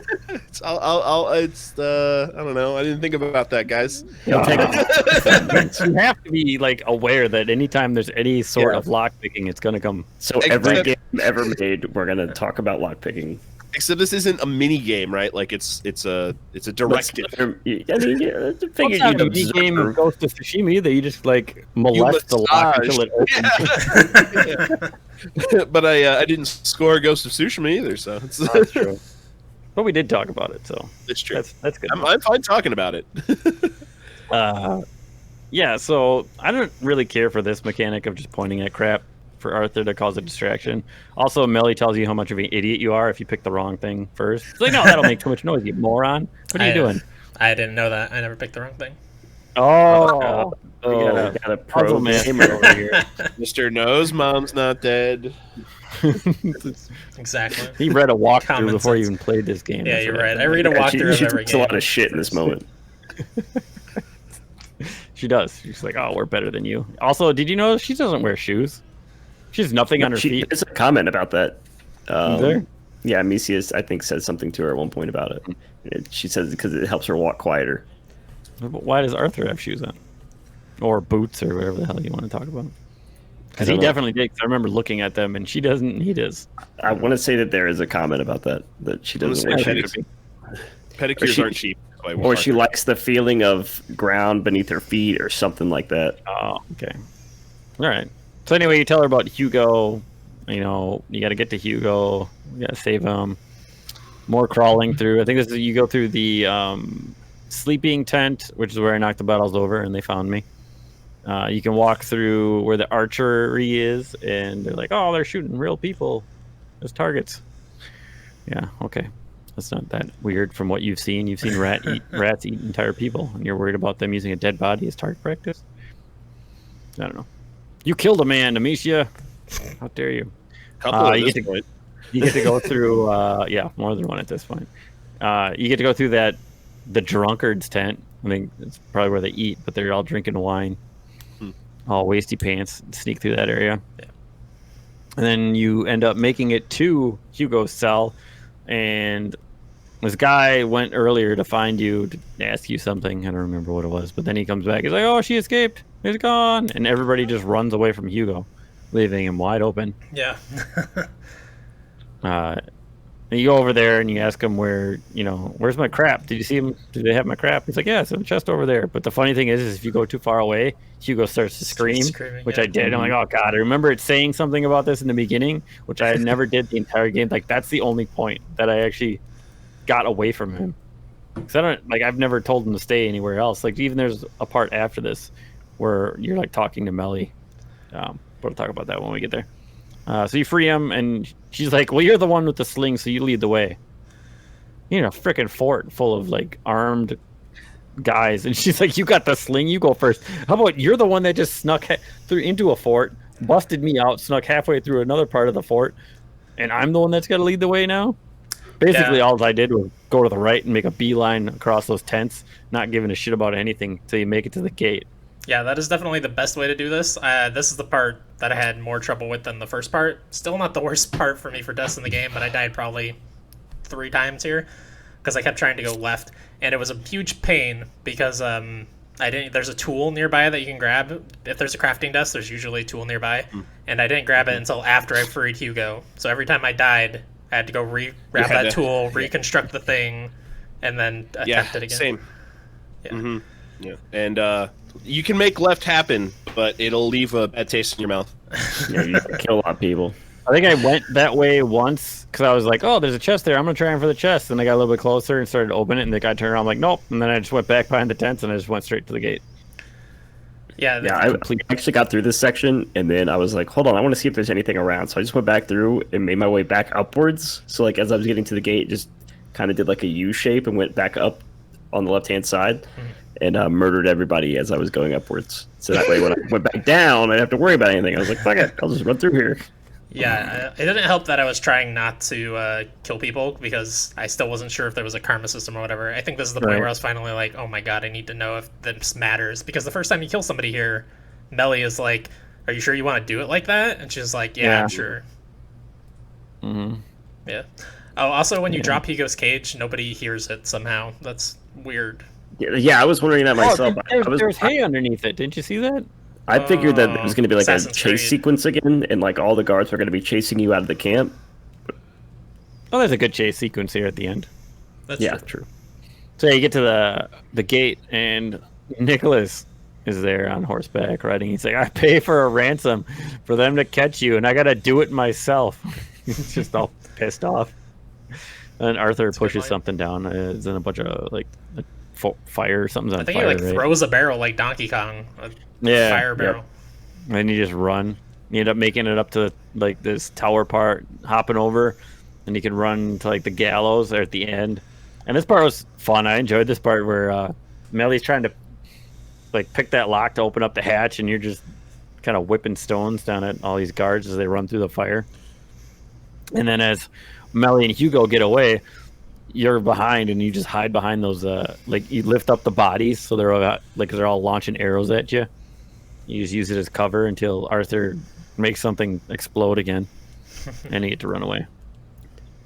Amicia is very like in tune with her environment, and Yeah. she's able to like, oh, here's this dead body. Let me hide behind it. So Yeah, I also don't get didn't care that she had to use a body as a shield. No, not Even though, not even 5 minutes earlier, she was concerned about the dead body they were using to shoot arrows into as target practice. And now she is basically just saying, here's another target. Shoot this. Come on. What's going on here? Hypocrite. Anyway, Chapter 7. The Path Before Us. As you escape into the forest, Melly is leading you to Lucas. She knows a place that you can hide. Hugo says he likes Lucas. She asks about your brother and why you are being chased. You say you are thankful for your brother. Melly says, I don't... Oh, yeah, this is the part where frickin' Amicia starts talking about Arthur. And Melly's like, oh, yeah, don't get too lovey-dovey. You'll break your heart. It's like, what? I didn't... Was she hitting on him at some point? I don't understand what happened there. To me, that was like their way of saying like, don't expect any romance in this game. Cool. I didn't want any anyway, so that's fantastic. Now we get to the mill, which was fun because this is the first time you have a 3-person puzzle, like a big person puzzle, not just a 3-way puzzle. Do this. So you got to have like Hugo's got to go down and hold like a lever, and then you got to send Melly. You activate another one, then you send Melly across. She's got to activate the other one. You got to tell Hugo to let go of that one, run across to hold it so that you can come across. And it's funny because as you go across, Melly's like, the drawbridge is waiting for you, your princess, or something stupid like that. And Hugo's like, we beat the mill! Yay! Yeah, like it's a boss. I thought that was hilarious. Like it was a boss. He's like, oh, we beat the mill! Yeah, this puzzle took me a little while to get started because I didn't think that Hugo could hold either of those things because he's a 5-year-old. Sure. But then I was like, oh, I can have him and Melly because I was trying to get me and Melly holding them and then get Hugo to go across, and he wouldn't. But yeah, it's a simple puzzle once you are not stupid. Yeah. So wait, you made a mistake in this game, Chris? No. What are you talking about? I didn't tell anything about this puzzle. I nailed it. No. Kind of, maybe. I don't know. I don't remember. Roasted his ass. Got him. I remember when you get across here, though, Hugo was like, oh, I like this place. It smells like earth and dirt. That's cool. Hugo, that's weird. Whatever you like, bud. Yeah, I don't know. Very strange. But, whatever. As you go along, you kind of pass through this weird, like, village, and Millie starts telling Hugo that it's cursed. And, don't expect much from it. It's awful. And Amicia's like, oh, don't listen to her. And she's like, yeah, I don't tell the truth about anything. I lie about everything, remember? What'd you lie about? Knowing you for literally like 45 minutes. I didn't understand what was happening there. But I think you find a cart here too. This is like the first alchemist cart. Like by this, isn't there a cart? I think this is the section. Yeah, that's one of the Raven spoils, I believe. Oh, okay. I just remember this one because you're with Melly. But yeah. I like the when you get to the hideout.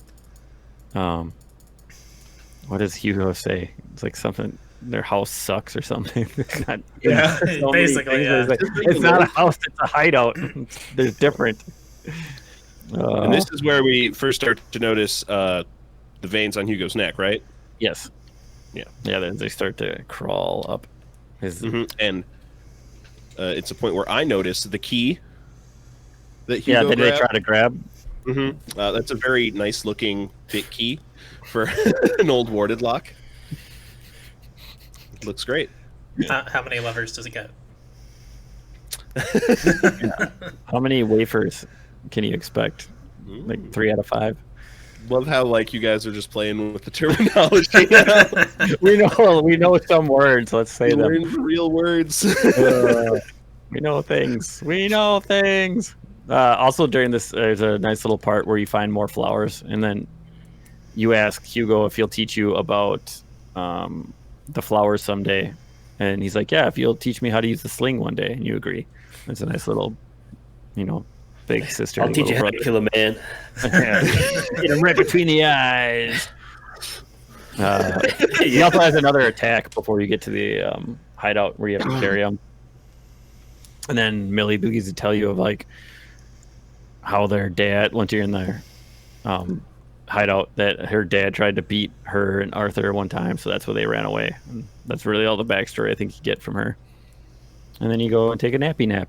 Then you hear guards overhead, and you escape through the hole in the wall and follow Melly through a cave. In the wall. And this is where Melly teaches you Deverantis, which is like that weird acid stuff that you throw at the guys with the helmets. Love it. So they have to So take good. their helmets off. Great. Yeah, it's super fun whipping them at there, and then they go like and they take it off, and you just pelt them right in between the eyes with a freaking stone. Yeah, this really this super Suck it. opens the game up for like not even you don't even need to be sneaky at this point. Like this Nope. next area, you don't need to be sneaky. I still stuck with stealth most of the time. I like doing stealth, but you really don't need it as long as you have the materials to keep making that stuff. It was game on, baby. I was Yeah, 'cause murdering everybody. this is that big dark forest, and you have to get to the portcullis at the other end. And yeah, you can go. There's a lot of different ways. I know there's a chest and like, I think there might be there's no workbench. I think it's just a chest over on the one side. But yeah, you can take a long way around. You can go to the right, but like Chris was saying, it's super easy now that you have these tools, as long as you have the materials to make them, to make it to the portcullis. I think I died once because I was being an idiot, and I think I got like 3 guys chasing me at once. It didn't end well. I did a lot of killing here. Yeah. Like 2 guys left. So when you make it to the portcullis, you go through the side and you end up seeing Lucas, who is being escorted by one guard because clearly he's a dangerous man. Which is funny because as you like whip the Deverantis at the one guard and is like burning his face, like Lucas is just kind of like he kind of runs a little bit and then turns around just like staring. What the hell's happening? And you just whip dude in the face with a rock. You have saved Lucas. Yay, Lucas. Which is very smart for like, what do you think he is? Like 10? 12. Yeah, something like that. Yeah, That little motherfucker's making all kinds of crazy potions and elixirs. he's an apprentice, man. What do you expect? Yeah. Fluent in Latin. People died at like 30 back then. You know? Yeah. But still. He's weird. He's a weird little dude.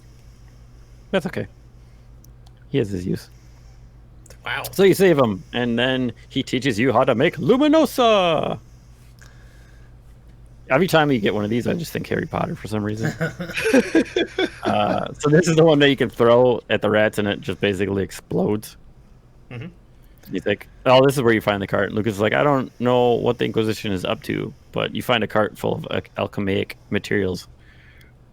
You also finally confront Hugo about constantly saying aqueduct instead of aqueduct.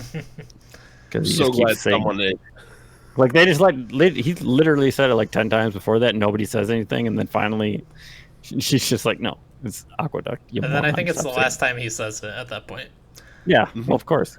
'Cause that's also like the end of you following the aqueduct, I think so. Earlier we brought up like if there's enough materials to make everything, craft everything. If you use that Luminosa enough, that will make it to where you cannot craft everything because it takes so many crafting that's materials. like I tried very hard. Like I use this more than I use the sleeping stuff. I probably use this 4 or 5 times in the game. Yeah, same. And I think that's what kept me from crafting the last few things I needed. I used it 3 times. Yeah, I can think of 3 times I used it, but they were all like you needed to use it to get through. Like it's basically like there's a pit of rats between you and an alchemy cart, as one example, and you have to throw it in there to get over there. I probably used it 1 or 2 times on just getting like actually panicking and being surrounded by rats, but most of the time it was for those little puzzles. Oh yeah, I had one instance where that happened, and it's like quickly press this button and you whip it at your feet. And it's like, be careful though, because you'll start your freaking self on fire. Yeah, there were probably several times that I did that, and I was like, I pushed Y because it was just a panic reaction. Like, it's telling me to push a button. It's a QTE. I've done a million of these in my life. I know how to do this. And I'm like, oh fuck, I don't want to waste that shit. And then I reset the game. Yeah, so at this point, this is where you find the hidden ladder, and you go up, and they're talking about Laurentius being smart, and you can't find the entrance, and you just move that like one piece of like planked wood that's got like moss growing on it. But when you enter this cavern, like, who else thought this was like one of the coolest environments ever? When you walk into this like underground cave in the water. Yeah, I took a screenshot of this for sure. I saw it on the Twitters. Yep. My exact note was, it feels feels like the first time the game is really played with more vibrant color. It just makes the backdrop here feel serene. Yep. It was very calming and just like nice. It was a nice departure of just like, this is a nice little place to hang out. Yeah, it's been a lot of grays and browns and except red. for like the very beginning when you had the nice bright fall colors in the trees and the sunlight peering through. Yeah. It's been a lot of muted colors. Yeah. They do a really good job too of like the way that the colors reflect out of the water and off of the walls. Yeah, and then they actually talk about the I think as you approach the water, Amicia and Hugo begin talking, and you tell them it's that color because so many things live in the water under here. And then I think as you're riding that barge or the boat across, you tell him that there's a monster that lives in here, and he like kind of starts freaking out. He's like, I'm just kidding. There's no monster in here, you crazy kid. But I like the whole little interaction as you're going across between Hugo and Melly. And he's like, you get to the end, or not, Hugo and Amicia. You get to the end, and it's like, he wants to ride it again. And you're like, no, it's somebody else's turn now. So then you got to send it back for the other two, Lucas and Melly. And then you get across. It's not even a puzzle, but like I kept trying to do it with Melly or with Lucas, and eventually they just like force you off. They're like, get the fuck off the thing so that the 2 people who are supposed to do it can do it, and you and Hugo can have a nice conversation, goddammit. And then that also happened to me, but I wasn't going to tell anybody that. I just got in there right away. So we got another lockpicking thing coming up. Oh yeah. Should we say more words or just let it be? Anyway, you make Melly open this door, and this part is pretty cool because this leads up to like the mechanics in the castle that eventually becomes yours. Basically, is the moving of these braziers or to like force the rats into this pit. And I like how the girls have to do it too. Like Amicia and Melly say something too. Or Melly says something. She's like, "Oh yeah, don't worry. You guys take a rest. Amicia and I'll do it." And then you do the little puzzle where you gotta move the rats down, then climb across, go to the other side, and then she picks another lock. With they have probably like 80 tumblers inside that she has to try and figure it out. Just to get to the other side. I don't know. It's funny. Yeah, I see that. It's very funny. I know. Thank you. Funny. Hold on, wait. I wrote it correctly. There you go. Oh, good. No, that doesn't help. Yeah, that's me. actually backwards now. It is backwards now? Yeah. That's weird. Oh yeah. Oh yeah. What are we doing? Ton enough. Get this out of here. Ton enough. But yeah, this little puzzle, this little puzzle here, where you're pushing the braziers to like just light these ways. Yes, the braziers. The braziers. Look at my braziers. Braziers or braziers? Braziers. What are we doing here? I don't know. Is that like what Dairy Queen has? You can eat Blizzard? those? It's if they have the hot food and the cold food. That's what it's called. What are you talking about? I don't know what's happening anymore. Queen, man.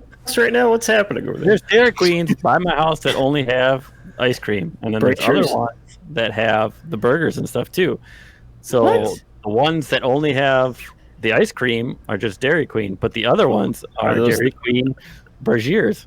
Are those the chillin' grills? So Yeah. you're talking about? Basically, yeah. Yeah. But they have that underneath it. That Are we getting word. Dairy Queen now? Because I'm hungry. Yeah, Dairy I'll Queen. pick it up. And This then, podcast is now sponsored by Dairy Queen. actually, it's the earliest for Chris, so what's it, like 8 there? You got to go and get it. Okay, yeah, I'll send you guys some ice cream through the mail. Yeah, it'll be a nice A drink. double by the time you- cheeseburger. Their double cheeseburgers are delicious, but anyways. It's become a food podcast. Thank you. So now, once you exit like these trench tunnels, you get to the castle, and this thunderstorm when you exit is just fantastic. And the shrilling like musical score as you're like trying to go, you see the rats on the pathways on these cliffs, and they just every time the lightning goes, they kind of dart back. So it's a little time puzzle where you gotta lightning goes, you run, and then you run into like there's hay bales too that you gotta light on fire. It was a lot of fun making it to the castle. It's the Chateau d'Ombrage. Yeah, the lightning stings, or the music stings every time the lightning strikes, as you said, Tom, are just superb. It's amazing. Yep, I love it. Love the musical score in this. It's fantastic. Sublime. Yeah, as you get to the castle now, when you open it up, you have all this light puzzle where you got to push all the rats into the pit, and Amicia begins like this weird dialogue story of her and Melly like conquering this castle, and I think she calls herself Amicia the Amazon, and at first it's Melly the Stealthy. She's like, really? That's what you're calling me? And then I think at the end it's what does she call? It's Melly the. What does she call her? I can't remember. The Fury, Melly the Fury, and she's like, you really don't know me at all. But just pulling it, like pouring all those rats into that pit, and then seeing how deep that pit is, like in the next area when you go back to it, and there's nothing in it. It's like, Jesus Christ! Like how many rats are down there? Like literal billions have to be like piled up to just get up there. But I like the little dialogue in between Melly and the Amicia, the two girls. It like starts to solidify like this weird, enjoyable friendship that they have, even though they don't know each other and have only known each other for a little bit. But just continuing to joke with each other as you're doing this light puzzle. Is this the first swear? Is this Right. the first swear? Do they Mainly swear? it's fucked, right? Oh, I don't know. No, I think townspeople and stuff cuss, and Yeah. It's fucking townspeople. I didn't recall if anyone else did, but that was the first time it stood out, and I made a note of it. First time a noticeable character said something. Maybe. probably the F word. Yeah. I don't know. I actually did not really like the weird storybook conversation they were having. Oh, I thought it was fun. I mean, it is fun and silly and does not match the fucking terrible day that they have had at all. They're suddenly very chipper talking about these storybooks. They were just trying to have a jovial conversation Yeah. about something because they just watched a bunch of people get murdered, and She probably doesn't have many girlfriends, she never played with anybody, so this is I her guess bonding with someone close to her in age. your first opportunity to have a friend, you have to take it, no matter the very strange and horrid circumstances. I just didn't like this puzzle section too much. It was It very, was very drawn out. tedious and Yeah. drawn out, and Too it's long, like for sure. But Yeah. I thought it was it's really not cool, the last but time too you have long. to do it. Yeah, that is No, bad yeah, that you have to sucks redo again it. later too. But yeah. At least it's only one other time, right? So Yeah, my only criticism of the game really is that. So then you get to gather, the four of you gather, and you're like, oh, this is our home now. And they're in front of the fireplace up in the entranceway. It's a nice little ending to chapter 7. Chapter 8. And by is the way, Do you real quick, guys know, sorry, go ahead. Sorry, no, you go. You got it. In retrospect, if we were smart people and we knew everything about this game, this would have been a great breaking point to have 2 podcasts. But here we are. Yeah. True. But that's okay. We'll get through it. Chapter 8 is a pretty short one here. This is just pretty much dialogue in the castle, titled "Our Home." You got nice, cheerful music here as you wake up. It's all happy. You're safe, but you can start to tell. This is where you really start to see the sickness on Hugo. Like the veins are just like up to like his chin, his jaw area, like just pulling through by his head. Because Lucas comes up while you're kind of playing with Hugo, and you're like, "It's getting worse." And he's like, we'll figure it out. But he's got a cool little lab in the castle that he's working on, swearing. I'm pretty sure he's swearing. He's like, I'm on the verge of solving it. It came to me during the night. And Hugo is just like super happy, and Lucas is like mixing it together, and it explodes, and Hugo's like, awesome! And Lucas is like, it wasn't supposed to do that. He's like, you're a great sorcerer! Yeah. Like, Hugo's loving it, and Lucas is like, God damn it, I suck. But yeah. Then they go up by the tree, and I think they put their little pendants on the tree, the family crest. You find Melly, like, up on the, I don't know, the ramparts or such. And she's like, I'm going to go find Arthur. And she's like, the thing about brothers, I know it doesn't look easy, but it's worth it. Then Hugo shows you like those weird alchemist like markings that are like on the tile in the first room that you were sleeping in, and you end up finding those later as well. I think Roderick ends up bringing those up, but Melly's just basically reassuring you that brothers are awesome and they'll always come and save you, which, yeah, that's pretty true for the rest of the story. One of the things I like about this location is the name is the Chateau d'Ombrage or whatever, and that means House of Shade, and it's kind of like a cool way of looking at them being out in the sun, during all of this time, and they need to come back here to relax and get in the shade, and it's like where they rest and can cool their heads from the day. It's a nice play on words, I think. It's also cool. Super shady. I'm glad that you knew what that meant, though, so that I didn't know. I actually didn't even know what the hell the castle was called. So I call it the castle. So there, haha. Shade. You begin talking to Lucas and find out that there is a book that you need, and you must get to the university because it is in the basement. And Lucas tells you to follow the flowers with the roses. The roses lead the way to the books. And then you decide that you and Melly are going to head out. Her to save Arthur and you to claim the book, which I have written down farther. Whatever the hell the name of that damn thing is, but we'll get to that. Chapter 9, In the Shadow of the Ramparts. It comes to and you're walking in the forest. Find a grave? Oh, yeah. And she says, a grave. Yeah. Wasn't that weird? That's pretty much it, yeah. It's like, Isn't that the weirdest thing ever? You get an achievement or trophy for it, though. Yeah, you get a trophy for it. It's like, why the fuck is this in here? Hello. Can you go back to it later? Because I didn't. No, because it locks off a lot of areas. Like, you can only go to specific areas. Because I remember there's one part where, like, you're walking past, and it's like, we're not going to go there now. And then it's, like, one of the places that you go to, like, at the end of the game that you leave through that place. Yeah, once you find Roderick, it's like, here's a place, but yeah, it looks dangerous, but we'll do that later. You can go back to that grave one time, like right after Hugo disappears, and she asks whoever this dead person is to watch over Hugo. Oh, really? Shit. Game ruined. Let's stop the podcast. Well, that would have been nice to find that at that moment, because it would have been more impactful having some kind of dialogue instead of just like, oh, look, a grave. So, Chapter 9 starts a little weird because Melly and Amicia are having a conversation, and as it comes to this like forest scenario, Melly is telling Amicia the first rule of survival is between the legs, and Amicia says, wouldn't the head be quicker? She's talking about like kicking a dude in the nuts or offering yourself up as tribute. I think she was just saying survival. Then you knife them in their sleep. I don't know. It's weird, man. 1,300 the kind of girl to sit there and let dudes take advantage of her. So either way, weird conversation.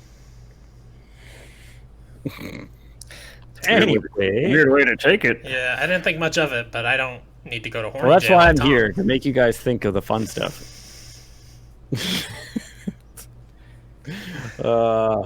Not funny. See my card. There you go. Not Shit, funny. backwards again. Damn All it. right. Which one's not backwards? That backwards? That No. backwards? That don't one was know. good. You're Fuck, good. Just They're all hold up a fucking pink thing. backwards, I don't know. So as you get up here, you see like a thief that's up in the stocks, and Melly's like, "Oh, I knew him. He was gifted. Well, he was not gifted because he got caught." So she's like, "I don't want to see Arthur. I don't want to see Arthur in a collar like that." And this is pretty much where you split your paths. She opens a door for you, and then it's off to the city. This city was kind of fun running through this. Nothing too like crazy. It was all just hiding, but at this point you can kill like almost everything. So as I'm going through, you're just basically knocking the lanterns out of their hands and watching them get eaten, whipping crap at their face.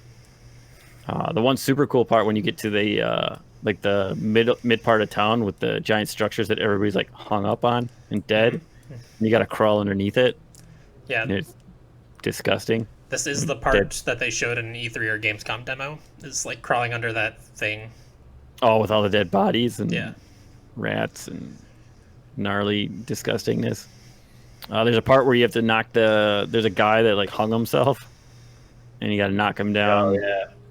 And the rats, and then it also, when you knock him down, it also has the guard come in, and you got to kind of like quick get out of there. But he's talking about like, well, since I'm here, I might as well see if there's anything I can pinch.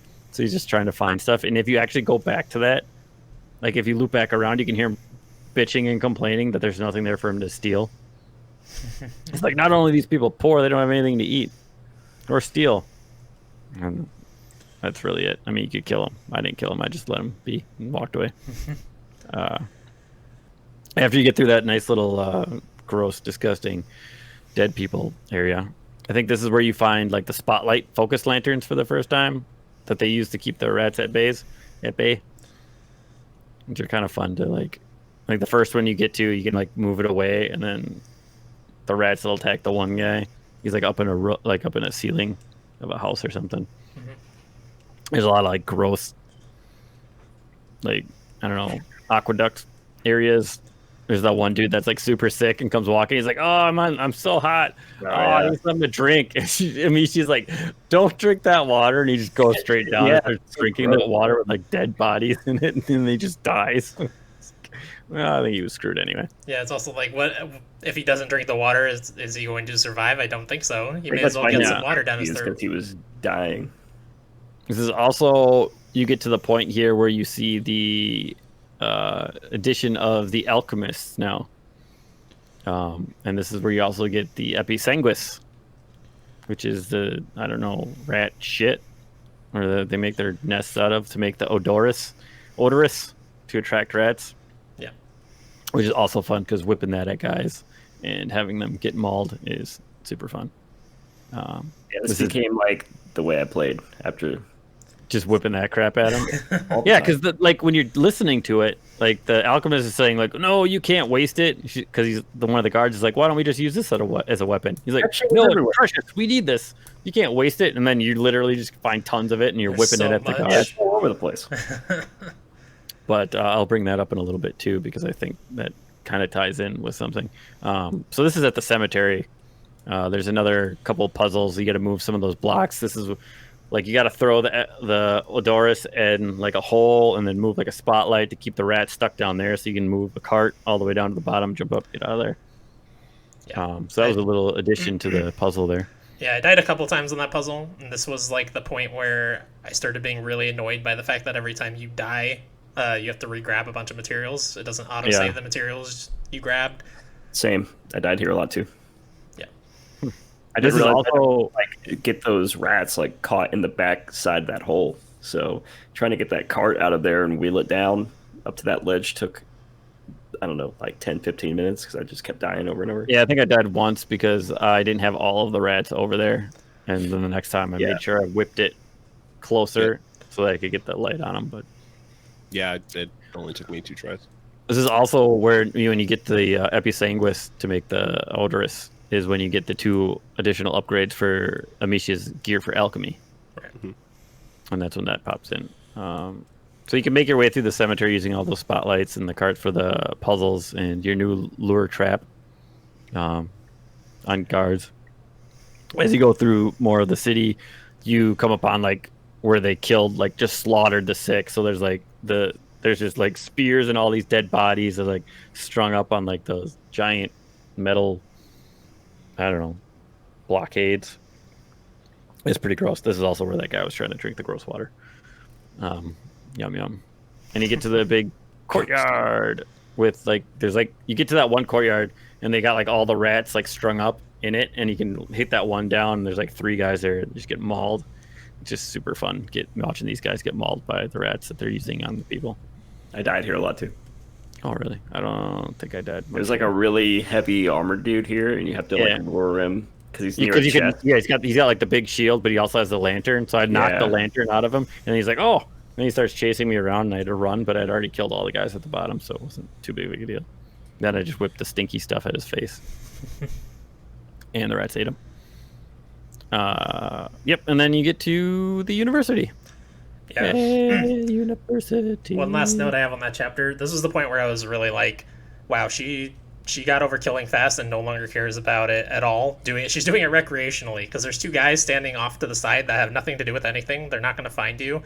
And you can kill them to get like a chessboard that you're like, oh, Lucas might like this. Oh, at the end there, would they come walking out of the university and go to the side? Yeah, I just left them alone. No, I heard the shit out of him, and she I was killed like, the shit I out of like him. it. But it's been a couple weeks, but at this point, yeah, I think it's because I think once you get to the castle, it says. I think it says 3 weeks later. Yeah, Something like that. Yeah. Or like a week later, but yeah. And there's another point where it's actually months. I think it goes by. So now we're at chapter 10, the Way of Roses. So you enter the university, and it's just huge. But Amicia's like, where the hell are all the books? Because all the bookcases are all empty. Well, they're not all, like completely empty, but like all the books are gone except for 1 or 2. And then she gets super excited when she sees like the standards. They're like hanging down. She's like, oh, look, flowers. Those must be the roses. I'll just start running this way. Yay. You can hear like the Inquisition guards talking about an apprentice that's here to open a door, which we will find out who that is. It's a lot more stealth, just sneaking your way through using your new tools. Nothing like super crazy that stuck out. Just a lot of fun little puzzles of soldiers getting eaten. Yeah. You can also find a daisy here for your hair, which will bring your luck. And you're doing this for Hugo, is what she says when you find it. Oh yeah, you have to like clear out that room of rats to get it. But yeah, I found myself completing all these scenarios with stealth because it was pretty easy. But then doubling back and killing all the guys anyway to grab any loot that were in the room. Oh, sure. Yeah, I killed them all the first time around. I think except for like the first set where you see like the alchemist and you like loop around. I think I went through that room without killing anybody, but the next room I killed, you had to kill like 3 of those guys. So yeah, it was super fun. It was a good time killing people. Why not? Watch them get eaten by rats. You eventually come across soldiers escorting a blacksmith somewhere, and as you enter the corridor, you see an alchemist pumping and injecting fluids into the Grand Inquisitor. Yay, Grand Inquisitor. Yeah, this guy sucked. So I'm fairly confident they say that one of those that they inject him with is the Episanguis, which is the crap. Absolutely. Yep. Yeah, okay. I wanted to make sure that was that. I'm like, that's gross. And then he's all like, oh, I feel better now. Yeah, because even the way he says Episanguis is gross to me. Well, his face in general is just like, oh, God. Yeah, he was disgusting. Yeah, Oh, he needs God. work. Yeah, that's just gross. Yeah, so here you get to watch him being injected with stuff and talking dirty, and they ask about Hugo. You can overhear him, and he says Nicholas is still looking for him. They bring in Roderick, the son of the blacksmith. Yay, Roderick! Everybody likes Roderick. He's cool. Yep. He is the son, or he was the apprentice. His dad was the guy that made the giant door. He helped, but they need to get past it. And he says the door was made to keep out scum like you. And they hit him. And, like the Grand Inquisitor kind of like starts to spaz out a little bit here and calls for the Episanguis. Give it to me. I need to drink more. Inject it into my blood. Dude, his arms are super gross too. Like his arms are disgusting. Like injection, like holes. Like dude's got a problem. He's got track marks. Get that under control, man. So as you start tailing the guards that are escorting Roderick, and this part where you get to knock that giant chandelier onto the huge armored guy is super fun. Like, I enjoyed that. And as soon as you do it, like, Roderick just jumps back and starts beating the piss out of the other one.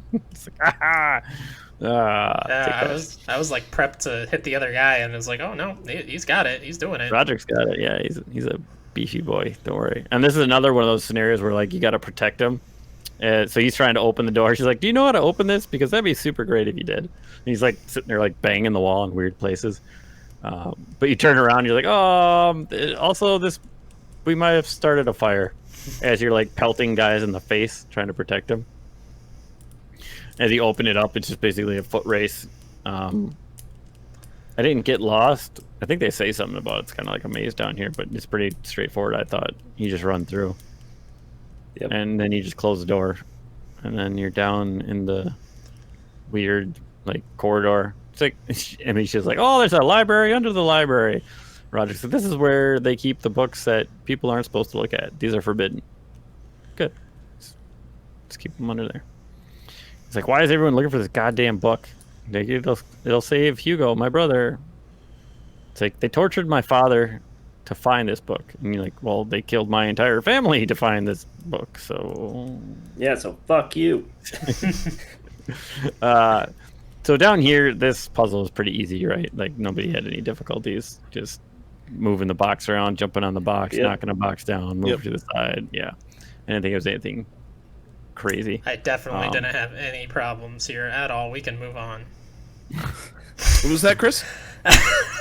He sucked at No. puzzles. Whoa, hey, I love puzzles. No, but I did I did it out of order. So I did the first two steps to get past, like, because basically there's 3 switches that you can have Roderick pull, and I went past those 2, but I didn't push the block under the other thing to make it only go halfway. So I ended up having to tell him to go re-pull the other lever so I could go back, and then re-pull the other lever so I could go back. And it should have been a lot easier if Roderick was smart, because he could just turn it halfway and I could, walk across that shit. He doesn't have to turn it all the way, and it gets stuck in a block. Okay. So it was Roderick's fucking fault, okay? He's just a dumb blacksmith. He doesn't know any better. But you go around and grab the book you need, which is what, the Sanguinis Interim. Right, I think that's what it's called. Sure. Then the grand freaking gross man comes in, carried by dudes on his little throne. That is so weird to me. I can't walk. So like, oh, I'm super old and dying. Carry me. He is gross, man. Track marks. Just a gross old man. I hate him. Talking about how he's like basically watched you grow up, which is super creepy hearing him say as well. And it's like, oh, you're like, with this book, I can cure my brother. He's like, with that book, I can cure the world. And then you just run away. And, like, it's a lot of fun when you get to start telling Roderick to just take people out. Dude, he just starts breaking people's fucking necks. Like, he just runs up to him, knocks him, like, just snaps their neck. Like, oh, that's cool. All right, let's go. Yeah, it reminds me of, like, Assassin's Creed Brotherhood, the first time you ever, like, order a fellow assassin to kill somebody, and it's so empowering. Just jump out of the shadows, or, Yes, I'm so glad I'm not the only one that felt that way. I enjoyed that. And then there's a few times where you get to join in, too. You're like, you kill him, and I'll kill this guy. Yeah, I did like that. That was good stuff. Mm-hmm. Yeah. And then I like as you get outside, and you're like, oh, please tell me this is outside. And you open the door, Roger's like, it's outside. And he's like, I can smell something. I smell fire. And then you turn, you're like, oh, shit, we lit the entire university on fire.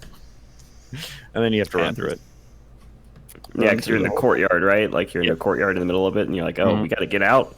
And it's basically, he's like, oh, just take a breath. And you just follow him as he just busts through everything. And, like, the music is just going super ham. You're just like, ah. At one point, there's a guard that runs out, and the other one's like, "Oh, dude, you're on fire!" He's just like standing. He's like, "Oh," he's like, "I just wanted to get the fuck out of here. That guy's creepy, fucking Grand Inquisitor. He tried to touch me." That's right. Yeah. So, and then you escape, and it's all yay. 3 weeks later. Chapter 11, alive. Scene comes in with Lucas and Hugo on the tower watching, and you and Roderick returning. Lucas is happy. Like, this is weird, right? Like, you give Lucas the book, and he immediately just lays on the ground and starts reading it. And Roderick's like, I'm hungry. Let's go eat. Like, no, I want to read this book. Screw you guys. I thought that was very weird. But yeah, this is where it flashes 3 weeks later. 3 weeks later, and Roderick is working on the forge and getting pissed. And he's like, oh, what the hell's behind this door? I'm like, I don't fucking know. And he just runs through it. He's a big old meathead. It's so This is random. where you find that spot where he's like, oh, this is dangerous. We'll come back to it later. And then he just busts through another door and he's like, oh, it's a shortcut. Cool. Yeah, it's so random. Why suddenly he's been here 3 weeks and now suddenly he's like, hey, what's behind that door? We haven't been there yet. Right next to my forge. That door right next to my forge I've been working on. It's weird. You can almost break them up into different class types because you got like Amicia is the warrior, Lucas is like the wizard alchemist, and then you got Roderick as the brute, and then Melly as the assassin. So very weird how they like made these archetypes for these characters like that. Plague Tale Legends coming soon. Yep. That's what I'm saying. Like, they're making another game. I want like action adventure, like not like this. I want like big fighting crazy town.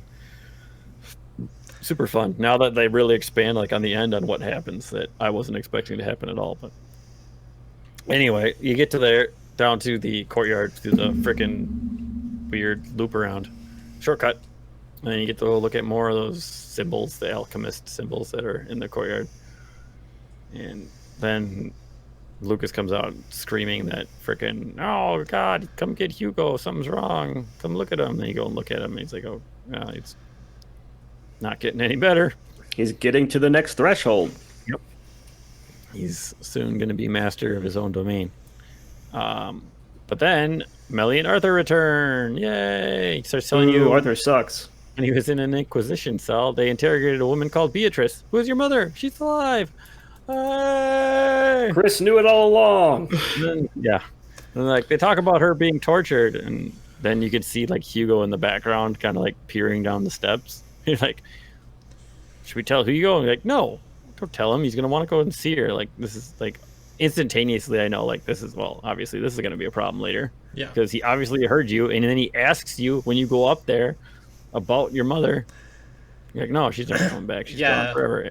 You think she would take the hint there that he heard, because it would be a really weird coincidence if you had just talked about your mother being alive and then suddenly he's asking about his mother who you already told him is dead. Yeah, super weird. But this is the end of our second super short chapter, because that's the end of that chapter. Chapter 12, All That Remains. Not the band. Because nobody knows who the band is. But I do. I know that band. Great. It's a good band. I like that band. Anyway, it's time to go back home, where we will find your mother's laboratory, because Lucas sucks and he needs a better place to do all He doesn't have the stuff he needs. Yeah. He needs better tools. He needs a better laboratory. I love this freaking chapter. Yeah, this one's pretty really fucking good. cool. I really like this one. So when you get here, you see that random, like, that pit of, like, the tornadoing rats, like, not doing anything. And Lucas is like, oh, well, maybe it's a mating dance. And you're like, what? Like, no, I don't believe that. He's like, well, they're just animals. She's like, I don't even think they're animals anymore. As you're going back up, like, that walkway that you were running away from initially, the rats start busting out, and Amicia gets all pissed off. And when she gets to the top, she's like, this is my home. This is my home. And you hit that cart, and it just goes rolling down all the rats. And it just kills them or chases them away, I guess. I don't really know. There's a couple spotlight light puzzles here where, like, you have to tell Lucas he mans the spotlight, and you run across, and then you got to man one so you can unlock the gate. You find a couple soldiers here that like beg for mercy, and you're like, I'm not giving you mercy. You killed my whole family. And she just leaves them there dying. And she tells Lucas, oh, they're just dying anyway. There's a trophy for that too, I think. For killing him or leaving him? I didn't kill them. I left them. Probably for leaving them. I know I killed them. Oh, you killed them? Yeah, I think it's for leaving them. I killed one and left the other. Oh, so you get neither. But yeah, when you finally get inside in the courtyard, you see your father laying in the middle, untouched. But then as you get closer, rats make a hole underneath him and begin the rat tornadoes. This game got super fucking weird. Yeah. You got rat tornadoes flying at you that you whip Ignifer at to stop from approaching you. I know after you get rid of all of them, like Amicia starts being like, she's like, I should have buried them. I should have let them take them. It's like she's super heartbroken that they stole her father. But then as you're going through like all these places again with this gross like rat wall stuff up all over the place, like you start finding all these bodies that are completely untouched. Like the rats aren't eating them. They're just like steering clear of them. They don't want anything to do with them. They're eating the soldiers, but not the people that work at the estate. It's weird, right? Until we know why. Anyway, we're going up to our mother's laboratory. Well, what we thought was her laboratory. And Lucas gets there and it's like, no, this is all garbage. I can do this stuff in my sleep. Let's go look in Hugo's room. There must be in Hugo's room. And then the weirdest thing is you go in Hugo's room and there's nothing in Hugo's room. No rats, no dead body, Untouched. Nothing. Untouched. Why wouldn't they do that? Crazy. I wonder why they aren't doing anything in Hugo's room. Who knows? But real quick, this whole section of going back to the house and everything's fucked up, that is like one of my favorite things in video games, is going back to an area you've already been to, but it looks completely different. Yep. So this was definitely my favorite chapter of the game, far and away. I enjoyed it, but I don't know if I'd say it was my favorite. I like the little line of rats going like towards his room. Yeah. I'm back. They just completely ignore you. And then like once you go into his room, they immediately begin pissed off. Like, what the fuck are you doing? And Lucas starts freaking. He's like, well, there's got to be a different place. Like, we got to go somewhere else. Is there a place that she never told you about and you weren't allowed to go? Like, yeah, the Roman baths or whatever. A bunch of gross dudes go and steam together. So this courtyard I didn't explore much, like the orchard and things. Like I remember seeing like there could be chests and stuff, but literally I took a right, I hit all those hay bales and went straight through to the baths. I didn't. And then you get to that cart that you got to push, and Lucas just bitches about it the whole time. You got to defend him with like, it's like, dude, do you want me to kill the rats that are coming after you, or do you want to do it and probably die while I'm safe by the fire? He's also like 12 years old though, and has to push this giant fucking cart for a long fucking time. He gets to the end, he's like, I don't think I'll ever be able to walk again. And Demetrius like, oh really? Not even to see what my mother's got down in the laboratory? He's like, oh, I'm good. Let's go. I'm ready. Show me what you got. So this part down here, when you get to that first like fresco, or it's like the second fresco I think that you see, the Justinian's play one in the steam room, like you got to move a cart on the side and there's a bunch of rats back there. I think I moved that cart the first time, immediately got eaten because I didn't know there was rats back there. Same. This was the other spot I had to use some of the Luminosa. Yeah, this part kind of pissed me off. I think I died like 4 times here, all for stupid reasons, just for not paying enough attention.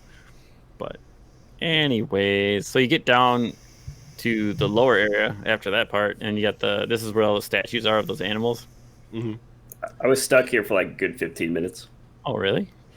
Did not realize there was a fucking hole that you had to go on into. Yeah, I didn't notice that either right away. It took me probably like 5 minutes and like walking around. Like, I hit every freaking statue. I'm like, what the hell is going on here? And Lucas is like, oh, you probably got to get underneath. I'm like, no shit.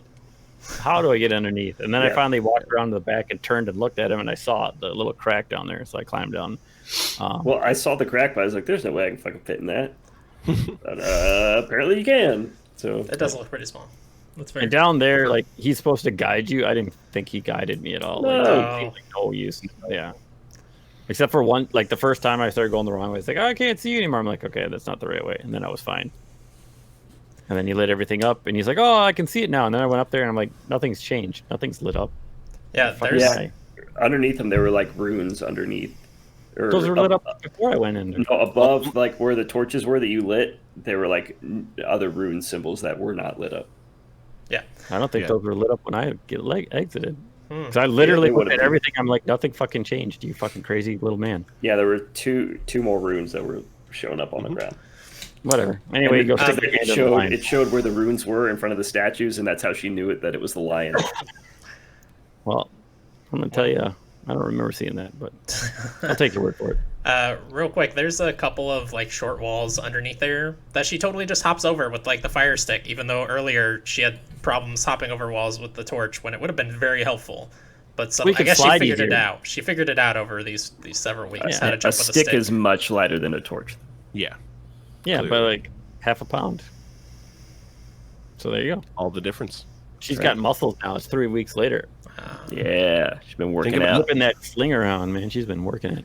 Think Yeah. about Skyrim. One flower is enough to make you have to walk across the. Yeah, there you go.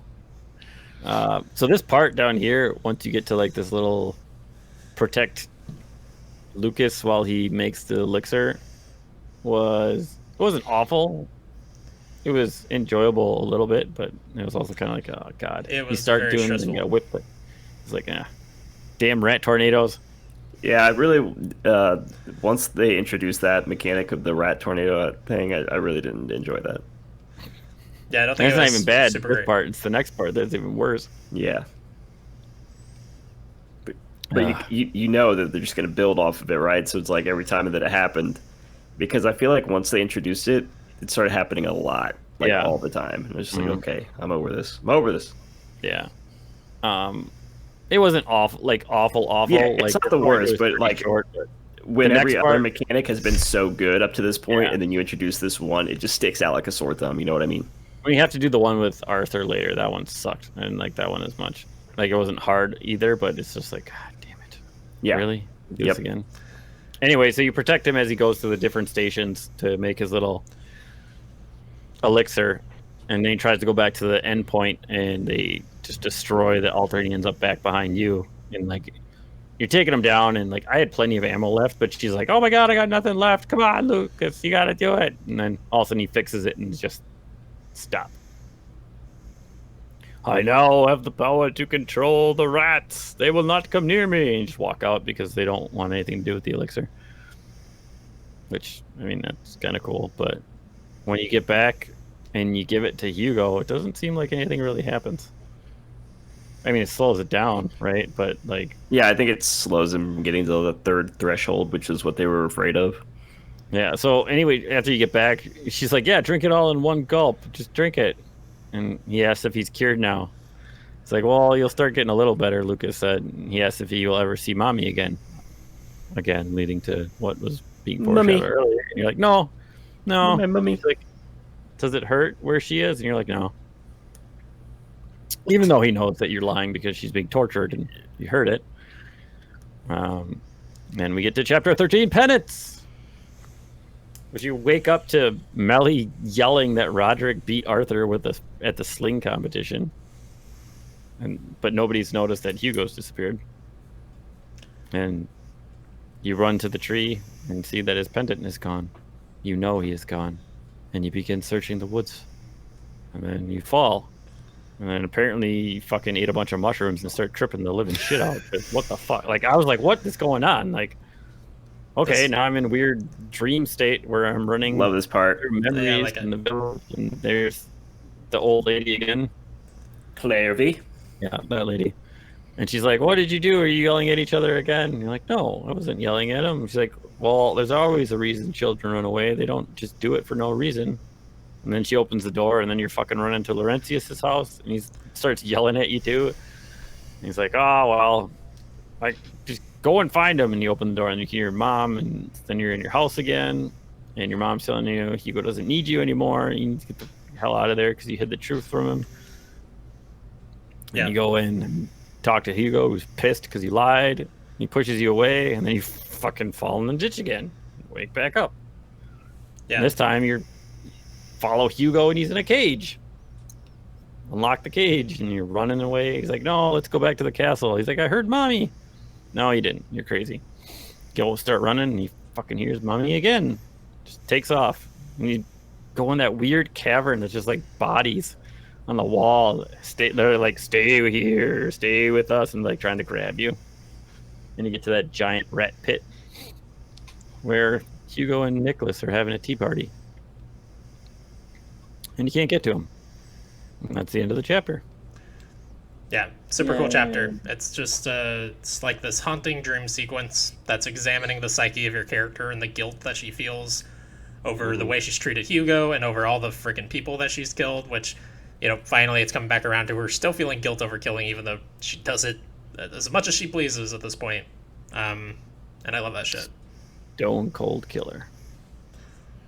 With stones, literally. Cold Stone Killer. And she's a lot of ice cream. Cold Stone. I don't know, man. I worked there in high school. I wouldn't kill anybody with cold stone. People kill themselves with cold stone. Yeah, That's true. So that was another short chapter, and now we are at chapter 14, Blood Ties. This is you get to control Hugo. I have one note about this chapter. It's a very important note. Hold on, let me pull it up. Hugo runs like he took a shit in his pants. Yes, He's I got have cute little footsteps. Yeah, there's a little hopping, like just listening to it, His like walk is funny. Yeah, I love the way he walks. It's the cutest little thing ever. We not must a lot protect of, Hugo. I love Hugo. I just want to protect. Yeah. I enjoy. I like the fact that you get to control him in this point. Like, I thought that was really fun. It was a good idea. It's a lot of just ducking under tables and in cupboards. First of all, I mean, But you can hear a lot of like really fucking cool dialogue between like the other like alchemists and the people who are working for the Inquisition and stuff, and just good. talking about the conjuration and the blood of the chosen one. You can see like the Archbishop trying to gain audience with the Grand Inquisitor, and starts bitching those like, I report to the Pope, like you let me in, and they won't let him in right away. And then eventually you get in like to overhear him, and the Archbishop's basically telling him like, none of this is sanctioned. Like, you're fucking crazy. Like, the Pope didn't agree to any of this. Like, you're being excommunicated because you're like just strange. And he's like just watching as they're injecting him with more of this. Oh, I assume at this point it was probably Hugo's blood. Yeah. But Yeah. like they're still injecting his fucking gross looking arms. It's like, oh, good Lord. And Nicholas comes walking in and tells you to go, get Beatrice. So then you're like, oh, mummy. And then so you just start following Nicholas to find your mother. He pulls on his coattails. Sir, do you know where my mummy is? Do you know where my mummy is? Yes, please. I can't find my mummy. So as you're following, like there's one part where you're in the church and you can go like on the left side, and there's like the one guy is like ripping some dude apart talking about it, and there's like other people like in the pews like watching him. So it's like a you. And I was like, I don't know where to go. Like I went back that way, and then I'm like, if I go down there, they're definitely gonna see me. And no, you don't. Like you can literally just walk right in front of them and go straight ahead, and they're just like, let's watch this dude. Yeah, there was a lot of areas in this section where I felt like I should have been seen, and I wasn't. And then there were parts where I was like, I should not have been seen, and I was. So, yeah. I like when you're up, when they're like melting the gold and stuff, and that guy's walking the wheel around, and you go through the smoke. Like that part was cool, but yeah, there's a lot of other stuff that's just like, eh. And then you get to you see some of the white mice, and he's like, well, I can't hear them. They're so quiet over here. I can hear all the others. And I was like, oh, that's weird. And then you make it to that room where they got all those guys just like over the grates, and they're just bleeding them out onto all the little white rats underneath as they're scurrying around. I was like, oh, good Lord. Oh, this is cool. It's a violent game. Yeah. Yeah. Hugo And then you learn barely cares though. fucked. Like these people are fucked. Yeah. Good Lord. And then you see Nicholas, and you're like, oh, I must go find my mummy. Pitter, patter, pitter, patter, pitter, patter, pitter, patter, pitter. He's so cute. There's that one dude in the cell. He's like, what the hell are you doing here? Like, I must find my mummy. And you just run past him. The guy's like, get the fuck out of here. What are you doing, kid? What's funny is when you're coming You know back, what's going on here? after you get your mummy, he's like, oh, good, you found her. And then you just leave him in the freaking cell. Yeah. But yeah, when you get up there, you can like, you get to that corner, and Nicholas is like talking at your mother, but she doesn't respond. He's like, oh, we'll get the torturer. Your voice will return soon. He's like, oh no, he's coming for me. And then you just run back, hide behind the box, and go over there. And what I don't understand is when you find your mother, like she doesn't seem like at all surprised or like shocked that you're there saving her. She's just like, oh, Hugo. Well, she's been tortured for how long? I think she's just out of it. And your 5-year-old son has I mean, come at the end of the game, I mean, not to jump ahead too far, but she's still like super fucked up at the end of the game. Yeah, but you also don't get out of there with her, so who the fuck knows what freaking Track Boy was doing to her. Track boy.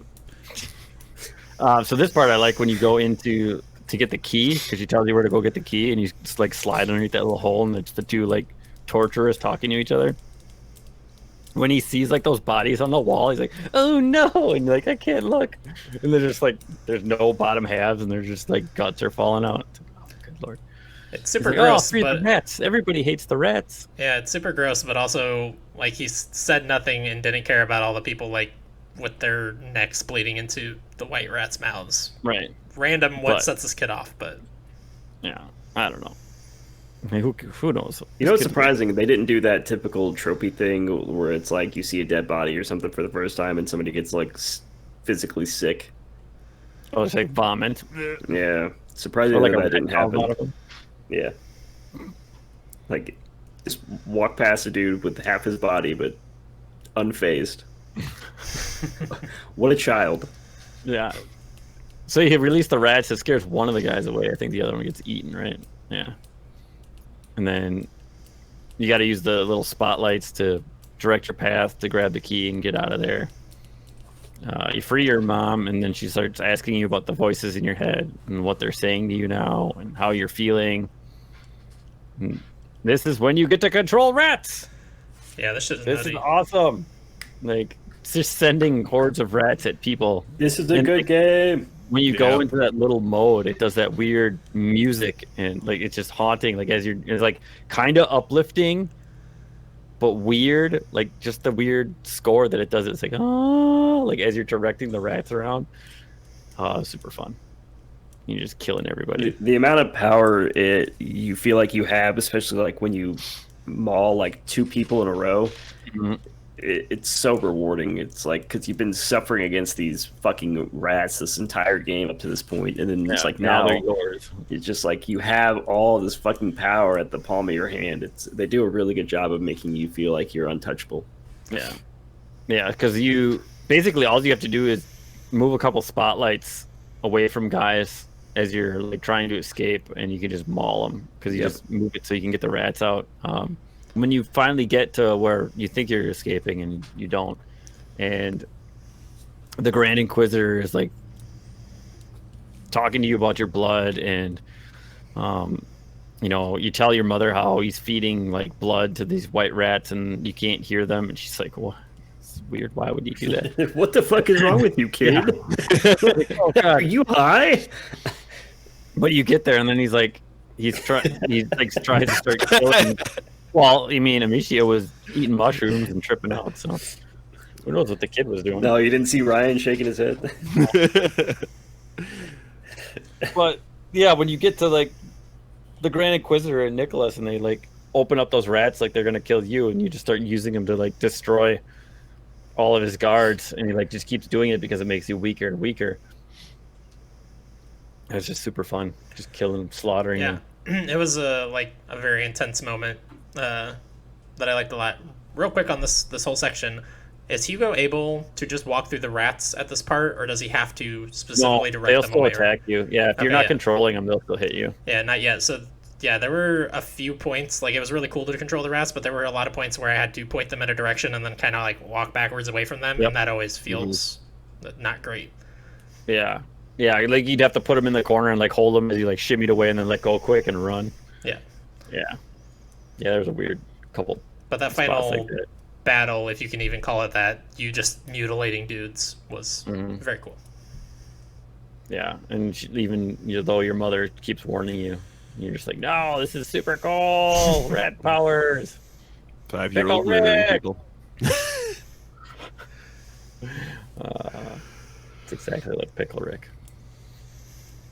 Anyway, yeah, you get basically exhaust yourself until you fall down and can no longer fight back, and then they have now captured you and your mother again. So, fade to black. To chapter 15, Remembrance. You awaken in the castle with Lucas and Melly. This is months later, right? It's like a month What? later. One month. Well, after you wake up, she's like, "You've been gone for days, and it took us forever to track you down." And then it goes flash a month later, and then you're like outside with the very Game of Thrones outfit on, with like the Yeah, fur. it looks so badass. Yeah, very. I thought it was cool. I'm like, I wrote it down. I'm like, this armor is fantastic. I love it. It's very Game of Thrones. Lucas is like playing with a frozen lock, and he's, God damn it, I can't get it open. And you're like, oh, get Melly to do it for you. He's like, she'll just tell me to piss on it. Which locksmith would that work? Where? Pissing on a frozen lock. Sorry, my brain was in another place.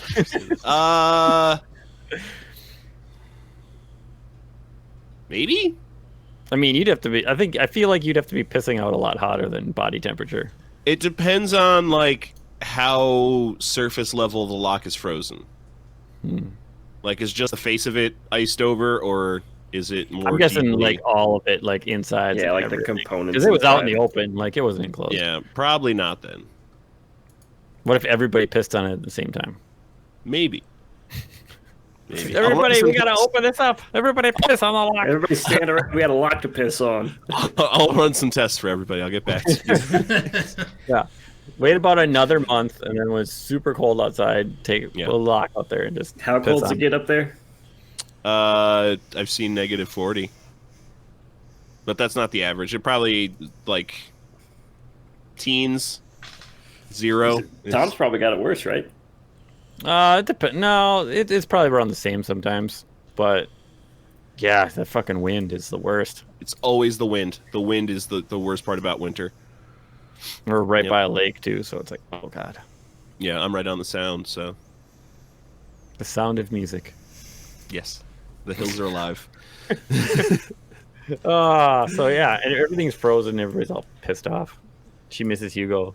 She goes to find the others. You find another flower in the hall. Yay! Put it in your hair. I think that was like the 2nd or 3rd flower I found. Okay, this is like found maybe so the many. 4th or 5th. So yeah, I definitely know I missed some on levels, but this is the one where I got the achievement for finding 6 of them. I think it is. So I think that's all I found is 6 or 7. You get an achievement for like doing half of everything. I think.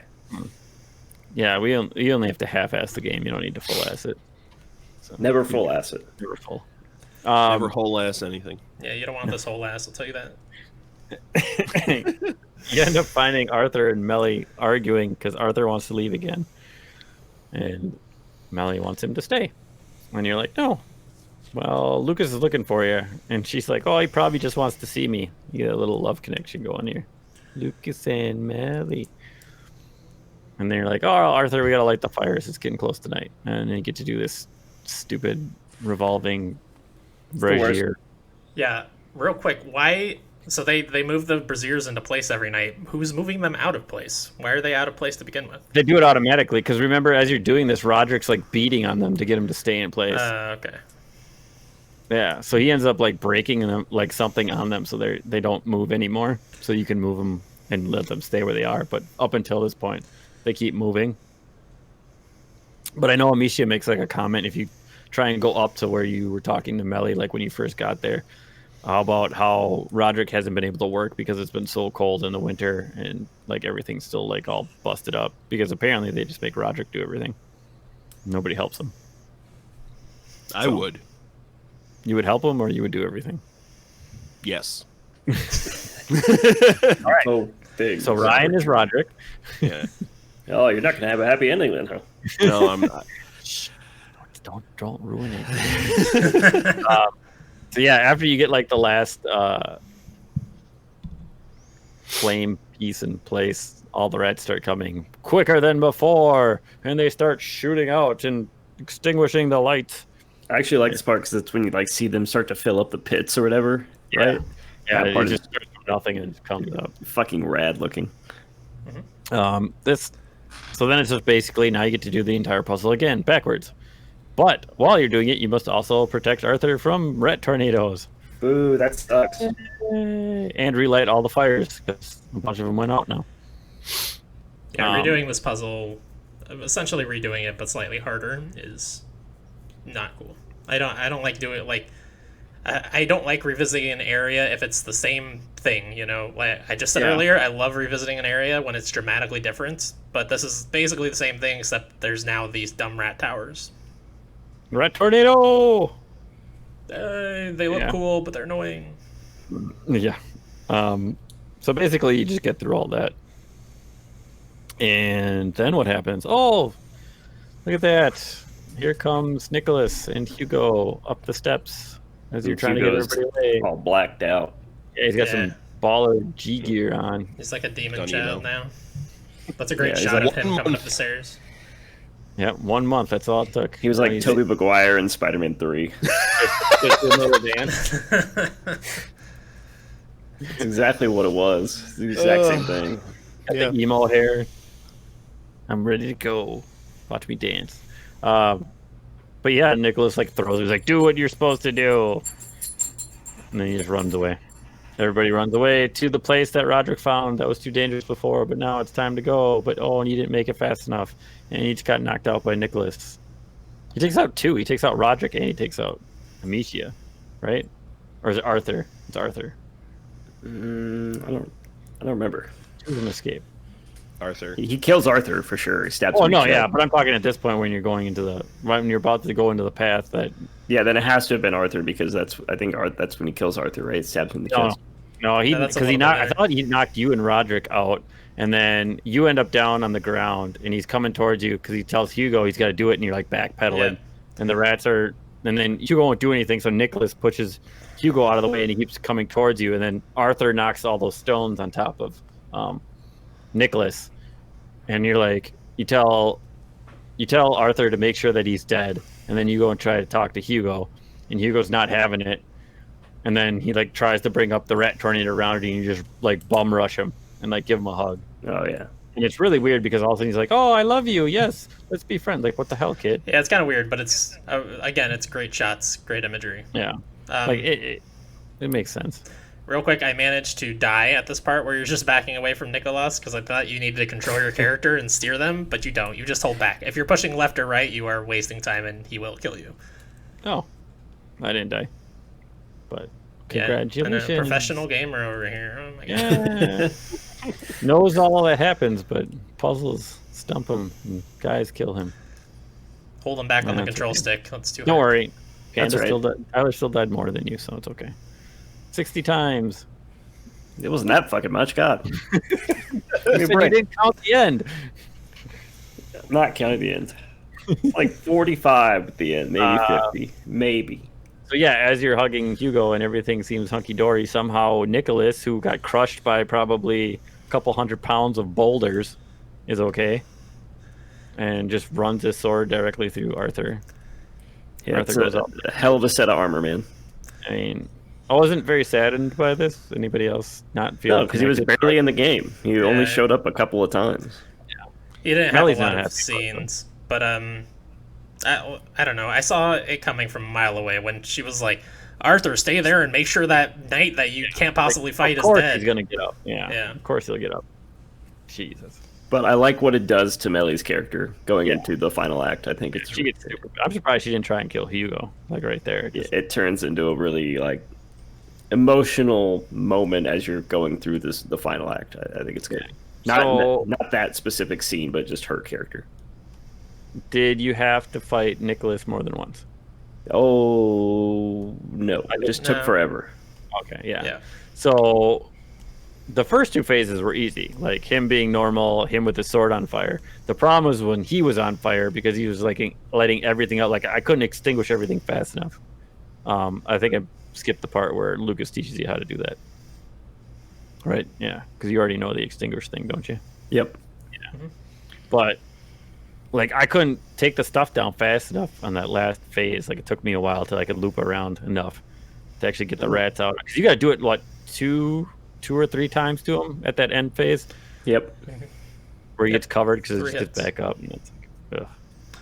Yeah, which I mean, it just doesn't make any sense. You've seen so many guys get eaten in their armor, and where does he get fire from on his sword and fire on himself? I don't know. It's a very like fantasy boss fight, which the game has already gone hard in fantasy at this point, so I just kind of looked past it.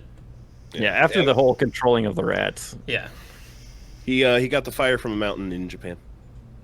I think of to like make sense is that it had something to do with the Grand Inquisitor and him having some kind of alchemy on him to help him like make sure that he goes on fire. I guess I don't know. Is anybody mad that you never got to see what he looked like? Yeah, maybe it was Jin Sakai. No, I'm just glad I got to kill him. Also, when he dies, he gets sucked into the earth. Like you don't even get to see him get like devoured. Like he reaches up and then like a big hole just goes and he just drops down. He should have done the Terminator thumbs up as it was going down. Yeah. But you know what happened to that dude when he went in that hole. He got messed up. You don't know that. They're making a Maybe sequel. they'll make a second. He could be alive. But yeah, so Melly is super not happy right now. She's furious that Arthur dead. She's like, everyone is dying. Amicia says, well, or Roderick's the one that has the idea of that. Well, we could go up against them, but it's suicide. And they're like, oh no, it's all of us now. Plus, we got this kid that's got fucking billions of rats. And then they do the weird like hands in the middle. Let's do it. Yeah. Yeah, it was a very Scooby-Doo moment. I was not Cliche and expecting that. weird, and yeah, it was weird. I like The that. Epsop's war builds in the pact to the death. For some of them. Well, one of them. Which is sad. Chapter 16, Coronation. The squad approaches the city. Squad. I have one note on this chapter. In all Chapter caps. 16? Yes. Fuck this goddamn cart. That was pretty rough. Did you die a lot by the cart? 4 times. 4 times? I think I died twice. But coming up to it, like, so when you get in, you split up. Melly and... Oh, you didn't want to know how many times I died? we'll get to it when we get to the dying part. Okay. We'll let you Millie and Lucas split up, run across, and like open up, pick lock, run through a freaking door, and get chased by 2 guys. You got 1 left, who Roderick easily takes out. Basically, this is just extinguish the fires, summon the rats, right? So there's one part, not the first burning house, but there's a second burning house, the one that you have to run through. I died like twice after I got to the top of the house, and all the people start coming at you. Because the first time I took out the one guy's torch, the big guy, but then I didn't see the little guy, was just booking it, and then you can't use the rats, and he just got behind me. And then I think it happened like 2 more times. So I died more at this place than the next place. Yeah, I died once or twice here because I didn't realize that you could just walk through the rats. Like, you don't have to direct them away or anything anymore. You can just walk into them. That made it much easier. But how good does it feel to just start creating all these hordes and rats eating people? Feels Especially good. after this next part, where you save these 2 idiots who then run and get shot down by archers anyway. Like, I knew this was coming as soon as you go to the cart, and Roderick's like, no, I'll do it. Before you do this, did you guys find the blacksmith? Yeah. No. If you go behind you, before you go to the cart, there's an area that you can get behind, and you can get to the blacksmith forge. That was his father's, and you have a really nice moment with Roderick right before he dies. I went to that place, but I don't remember the moment. But I do remember him dying. I went to that place. He said, I'd rather not go back there. Memories I don't want. And I was like, I'll Yeah, you can get back there. Yeah, you can go back there, and it's a really cool little moment with him. And Yeah, I did that as well. Well, I watched him die, so, I mean, that's a cool moment. You're really into talking about how he dies. I think you like it. You're a fucking monster. I mean, he kind of deserved it because I died at least 10 fucking times at this part. So the 10 times I died equals his 1 death. So, fuck him. What makes it worse is when he's pushing it and you run down and Hugo's like, they hit him. Like, Hugo is freaking out that, like, he's just up there by Roderick. So when that happens, I, run backwards. It's like, oh, shit, he got hit to see what happens. And I get shot by Archer. What? Fuck this game. Yeah, those are, even though I was next to the cart, backpedaling and hitting guys, sometimes, I stray just a little bit, maybe too far, and all of a sudden, boom, arrow to the chest. It's like, oh, you're dead. Yeah. It's like, what the fuck? I died here 3 or 4 times, something like that. That's pretty rough. But, so there's that small glimmer of hope, when you get there, and Roderick's like, oh, I'm okay. He's got, 2 arrows sticking out of him. So he didn't get hit that many times. And he starts walking over there, and he just lifts up the gate, and you scoot underneath, and he just, collapses, and, Hugo, is touching his face.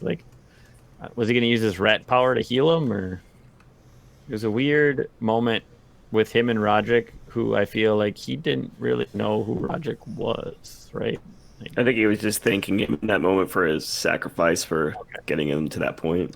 I think there was a 2-week period or 3 weeks or whatever after you get the book, right? That they were together. You just don't get to see that. Oh, maybe. DLC. We needed the DLC. I mean, regardless, like they were a little makeshift family for a while. Yeah, that's true. And he had been helping out a lot around their place, so they had to have interactions at some point. I mean, at least I felt sad at this part where Arthur, I didn't give a shit. And like too, it's like Hugo knows that he died in this moment trying to help him. So regardless of whatever relationship they had, whether it was anything at all, it's like he still recognizes that. Yeah. It was just weird that he touched his face that way. I don't know. Me touch it. Not funny. Where's my card? I don't know. I threw them all because I couldn't figure out if I wrote it backwards or not. So, yeah, after this part, you're approaching the church, and I enjoyed so much killing these guards after that happened. It's like, vengeance is mine! Breaking their little torches and watching them get eaten. And then you have the waves coming out of the church as you just slaughter. Yeah, that was really fun. I like that part. It could have gone a little bit. One more wave, maybe. I could have done with. It seemed like it was too short. But and now we are to Tyler's favorite part. I like this boss fight a lot. I liked the walk down. Like initially when they enter that when they enter the church and they're just walking towards them, and every pew by pew, like Hugo's just fucking rats are just coming up, knocking the pews over as you approach them, and then you just fucking run away from the white rats anyway. This is the worst part of the game. What? No, this isn't the worst part of the game. Like I died a lot, but I liked this part of the game. Like I thought it was decent. I fucking hated it. Yeah. So what was harder for you, getting away from the towers of rats dropping? Easy. Okay. So I felt like the mechanics didn't make enough sense with what we had been given with like the stupid ass towers and like trying to get them away, and it's like with as the eruptions of the white rats were happening, it's like trying to figure out where to pinpoint those so they weren't close enough to each other so Hugo could send his stupid ass rats down the middle. It was stupid. I hated it. So what I did is I just went all the way left, and then when the rats fell, I just moved a little bit to the right, and then so it popped up underneath it eventually. And right. I just feel like that was such a stupid fucking mechanic. I hated it. I did not like it at all. The only part I had a problem is the very end part, the very last phase. I mean, I died a bunch of times anyway, but like the only part that I found stupid was one time when Hugo was sending his rat tornado, like the other rat tornadoes intercepted it and blew it apart. It's like, damn it. Yeah. And it was the last phase. Like I knew I only had to hit him one more time, but how satisfying is it when you're done and you pelt him with that last stone in the face? Yeah. So to hear that thud, it's like, yes. Yeah, it felt good killing him, but just I hated how it happened, and I honestly wish that it would have been a more brutal killing. Yeah. Yeah. Just wanted to go bash his face with a rock. Would that have been better? No, I wanted Hugo to just fuck him up. He didn't even get eaten either. He just laid there, and he gave him that weird smile, like as he died. He's like smiling at Hugo, who's just embracing like your mom after you saved her like out of that cage. Yeah, I really wanted Hugo to finish him off because it was like that guy was after Hugo this whole time. He wanted Hugo's power. He wanted, he destroyed their lives. Like that was Hugo's enemy, and I hated that you had to kill him as Amicia, but I get it because like you're his protector, like you've been his guardian this whole game. But I don't know, I just felt like it would have been such a more impactful moment if it was like, Amicia was on the ropes and it was like one of those moments where it's like, now Hugo, you do it. Then he fucking finishes him off, and he summons all the rats to become. Dude, just think of like a giant big rat. Yeah, like a giant rat tidal wave just comes crashing down on him, and you just see him get ripped apart. Oh no, even better would be drawn in quarters by the rats. Yeah, they just grab each limb and just rip them apart. There you go. Jesus, y'all are and then sick. I'll go piss on a lock together afterwards. So I didn't. At this point, like as these credits were rolling, I went to go make food, and then I came back up, and I'm like, oh shit, there's another chapter. I wonder how long my guys have been standing here. So I actually had to go back so I could see the little, which I didn't even miss a scene. Like they literally get some money from some old lady for Lucas's wares. But this Yeah. part is a little fun. Like you still don't get to go to a fair, but at least you get to take some targets out. They're like, "Oh, there's a fair. We've been out without rats for 3 days." And Hugo's all like, "Yes, a fucking fair. Let's go to the fair." You go to the fair and like, "Yeah, I love that. Get out of the fair. The boy and his sister are wanted here, and you're a boy and his sister, so you got to get out of here." No boys then they and sisters allowed. Yeah, and then they do the race for 20 apples, and the happy music plays as you're running away. And your mother's there sleeping. Yeah. They have that nice little moment where she like pulls on those 2 like glass bottles or whatever. She's like, "Oh," and he's like, "You're ugly. You look like a fly," and it's just very like sibling. And she's like, "Why would you ever talk to your sister like that?" I think this epilogue's a real smart breather. Yep. Kind of just cool the emotions of this game a little bit. Show us that even in this happy ending, nothing's perfect, right? Like they're still wanted, but like the like all of the most crisis-driven moments have come to pass. Yeah, I like too how Hugo or Lucas is still there, and he's the one like driving the cart. Yeah. And But He's the adult now. Yeah. He's going to make He's the more man of the house. buddies with their mom. So Yeah, you find out that Melly left, and she was like giving him the same looks that the villagers were giving him, presumably because she was, even though she like was with him during those final battles and she was abusing his power, like she was suddenly very afraid of the power that he had. Yeah, she probably blamed him for Arthur's death too. So I'm sure she did. Yeah, I really didn't like her in that final chapter. It's like it's understandable because she just lost her brother, but her bloodthirstiness was obnoxious. What I don't like is how after the church, like when it just fades to like Hugo's face, it just cuts to black. And then you do this part, and you literally get on the cart, and it's just fucking. Like I feel like, well, they it could add goes for a while. Like the cart's going, and then it slowly pans out and pans out. Well, that's not what I wanted. Like it didn't seem like there was much closure. It's like, hey, let's go shoot some targets and then run for some apples, and game over. Oh, I thought it was great. I loved it. Especially after that boss fight, it was like, okay, brother and sister are back together. They have their mom, so they're not completely alone. They have their friend Lucas there. They're gonna leave this area. They're gonna start somewhere new and start fresh. The sky was blue and sun was shining. I mean, I don't know. I felt there could have been a little more at the end there. And Amicia said, "And we're happy." Can I help? No, we need like a tower defense game now. Yeah, that's what we need to continue the story is tower defense. Yeah. Mm-hmm. All right, let's rate Infamously this bad boy out of 10. What would you give it? Oh, I've got that. What is it? You gave 9.5. 9.5 out of 10. I'd say 9. Yeah, I'm saying like a 9.25. Oh man, you guys are all different. I'm pretty sure mine's the same 9.69. as one of yours. Oh my god, you guys have no idea how messy this list is. All the games I played in 2019. I think it was a 9. Let's roll with that. Just can't find it.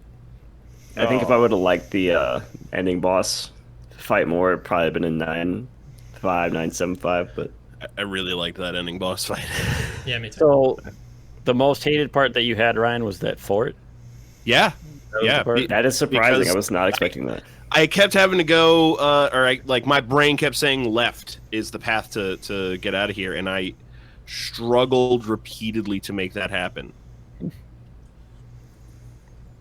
Yeah, So I it felt think, like this really odd difficulty. It felt like this really odd out of place difficulty spike.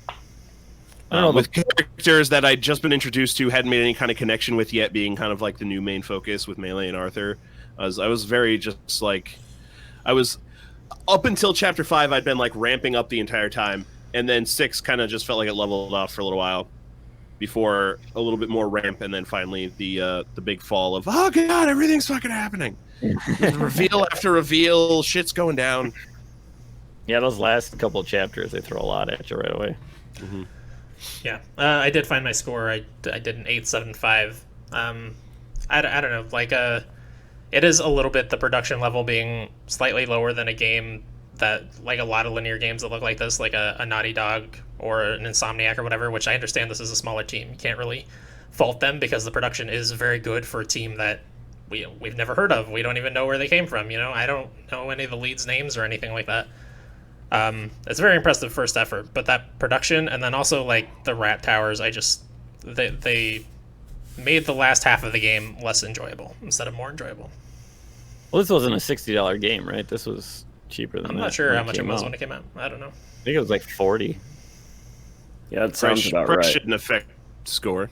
Yeah. No, but I'm saying like, As far as production quality Yeah, goes and yeah, stuff, yeah, and- yeah. you're not paying sure. for a AAA game, like, you know. Yeah. But I And feel I like think I it got a rates a lot AAA better. game experience.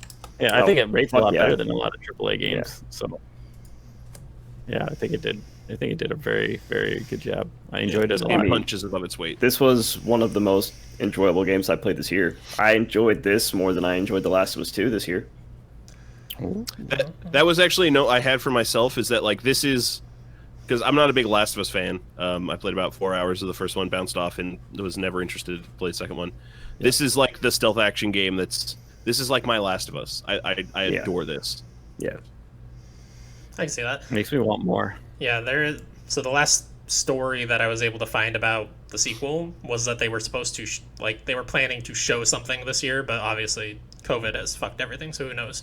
And in that same story, it says the game was supposed to release in 2022. That seems unlikely But now. they are making a direct sequel.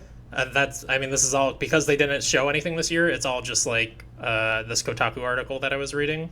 So, but according to them and their sources, there is a sequel in the works. I'll tell you what, this whole narrative would work so well in a book. I would love to read a series about these characters and whatever shit happens to them, because it seems like the setting and the location and time and everything is so well done. I would love to see it in a book. This Couldn't nerd agree reads more. books. Can you believe this? Fucking nerd.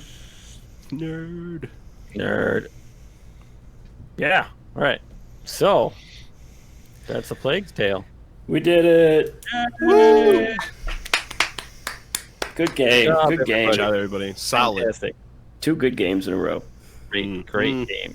So, next time on the 12th, we are doing top 10 lists for Xbox One and PS4. Yeah, Wait, Xbox? we are doing a thorough exploration still, but of the last console generation that will ostensibly be over when that podcast is recorded on the 12th. Yep. Next Yep. Because Xbox Series X and S will be out, and PS5 will be out. Hey. Oh man, I just realized y'all are going to be cutting into my PS5 time with this freaking podcast bullshit. I won't even have mine, I'm I didn't guessing. think about that, but then I was like, I'll be downloading shit, so I don't care. Yeah, and I probably won't have mine yet, so. I definitely won't have mine. I didn't order one yet. You're not missing out. Yeah. Well, maybe a little. Nah. Everything's going to be on current gen. Fast load That's true. times Well, is the only thing you'll be some of the missing things. out on, and you can get those on PC. Yeah. But get your list ready because we want to hear your top 10 games and why. Yeah. Yeah, top 10 'Cause- games on PS4 and Xbox One specifically. We're going to start fights. We're gonna Because start so many fights. Are we going to We're do gonna like an honorable mention handful of Switch games? I realize Nintendo isn't necessarily part of the console race. You know, I Yeah. think we can just do another podcast if the Switch ever dies and talk about Switch games. Okay. I don't. That's fair. Plus, I mean, all the games on Switch suck. No, I'm kidding. Horrible. I spend so much I time on hate my that Switch. system. the only good Switch games are made by Nintendo. Wait. That was true on the Wii That's U. a That's hot not take. true anymore. Yeah. Mostly.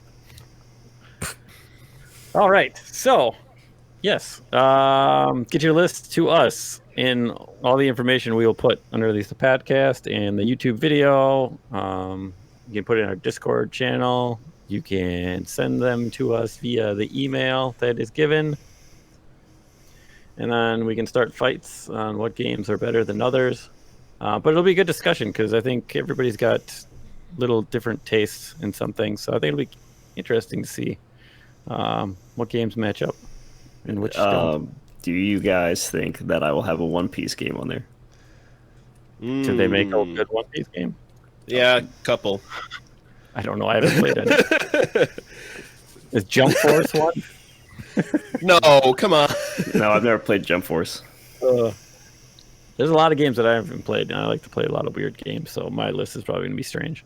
There's gonna be a One Piece game on there. Yeah, I'd bet. There might be a Naruto game on mine. Just I kidding. don't think I've ever played a Naruto game either, so. Oh, there's some good ones. Yeah. Not this generation. I haven't played one.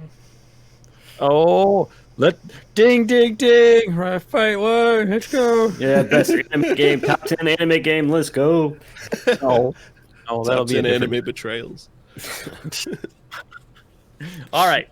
So, thanks everybody for joining us on this lovely rot-filled plague adventure. We will look forward to hearing from you soon for your top 10 lists. And we hope you had a good time listening to us and playing the game. If you haven't played the game, go play it. As of right now, it is available on Game Pass, so you could play it basically for free. Even still, I think it's only like $20 on sale on the Epic Game Store right now. Maybe $15. Worth every penny. This game is so good. phenomenal. Yep. Very, very good. Game's worth full price. Yeah. So good. So, until next time, I'm Tom. We I'm got Ryan. Yep. Tyler. Oh, yeah, that's me. Here, they're over here somewhere. That's Chris. Chris is here. Oh no, that's nothing. Chris is right there. I got you guys full screen. So Ryan, No. Tom, Chris. Mine's the line going straight across. So there. What? And this is a One Piece tattoo. One Piece. We need an outro. Because Is that our One Piece had outro? off, One Piece. That's our outro. That's the new one. That's the new outro. We need a Yeah, One Piece. be good. One Let's go. dream, Have one wish. fun. Top Equivalent. 10 enemy openings. I could do that. Okay. All right. Thanks, everybody. See you next time. Bye. Bye.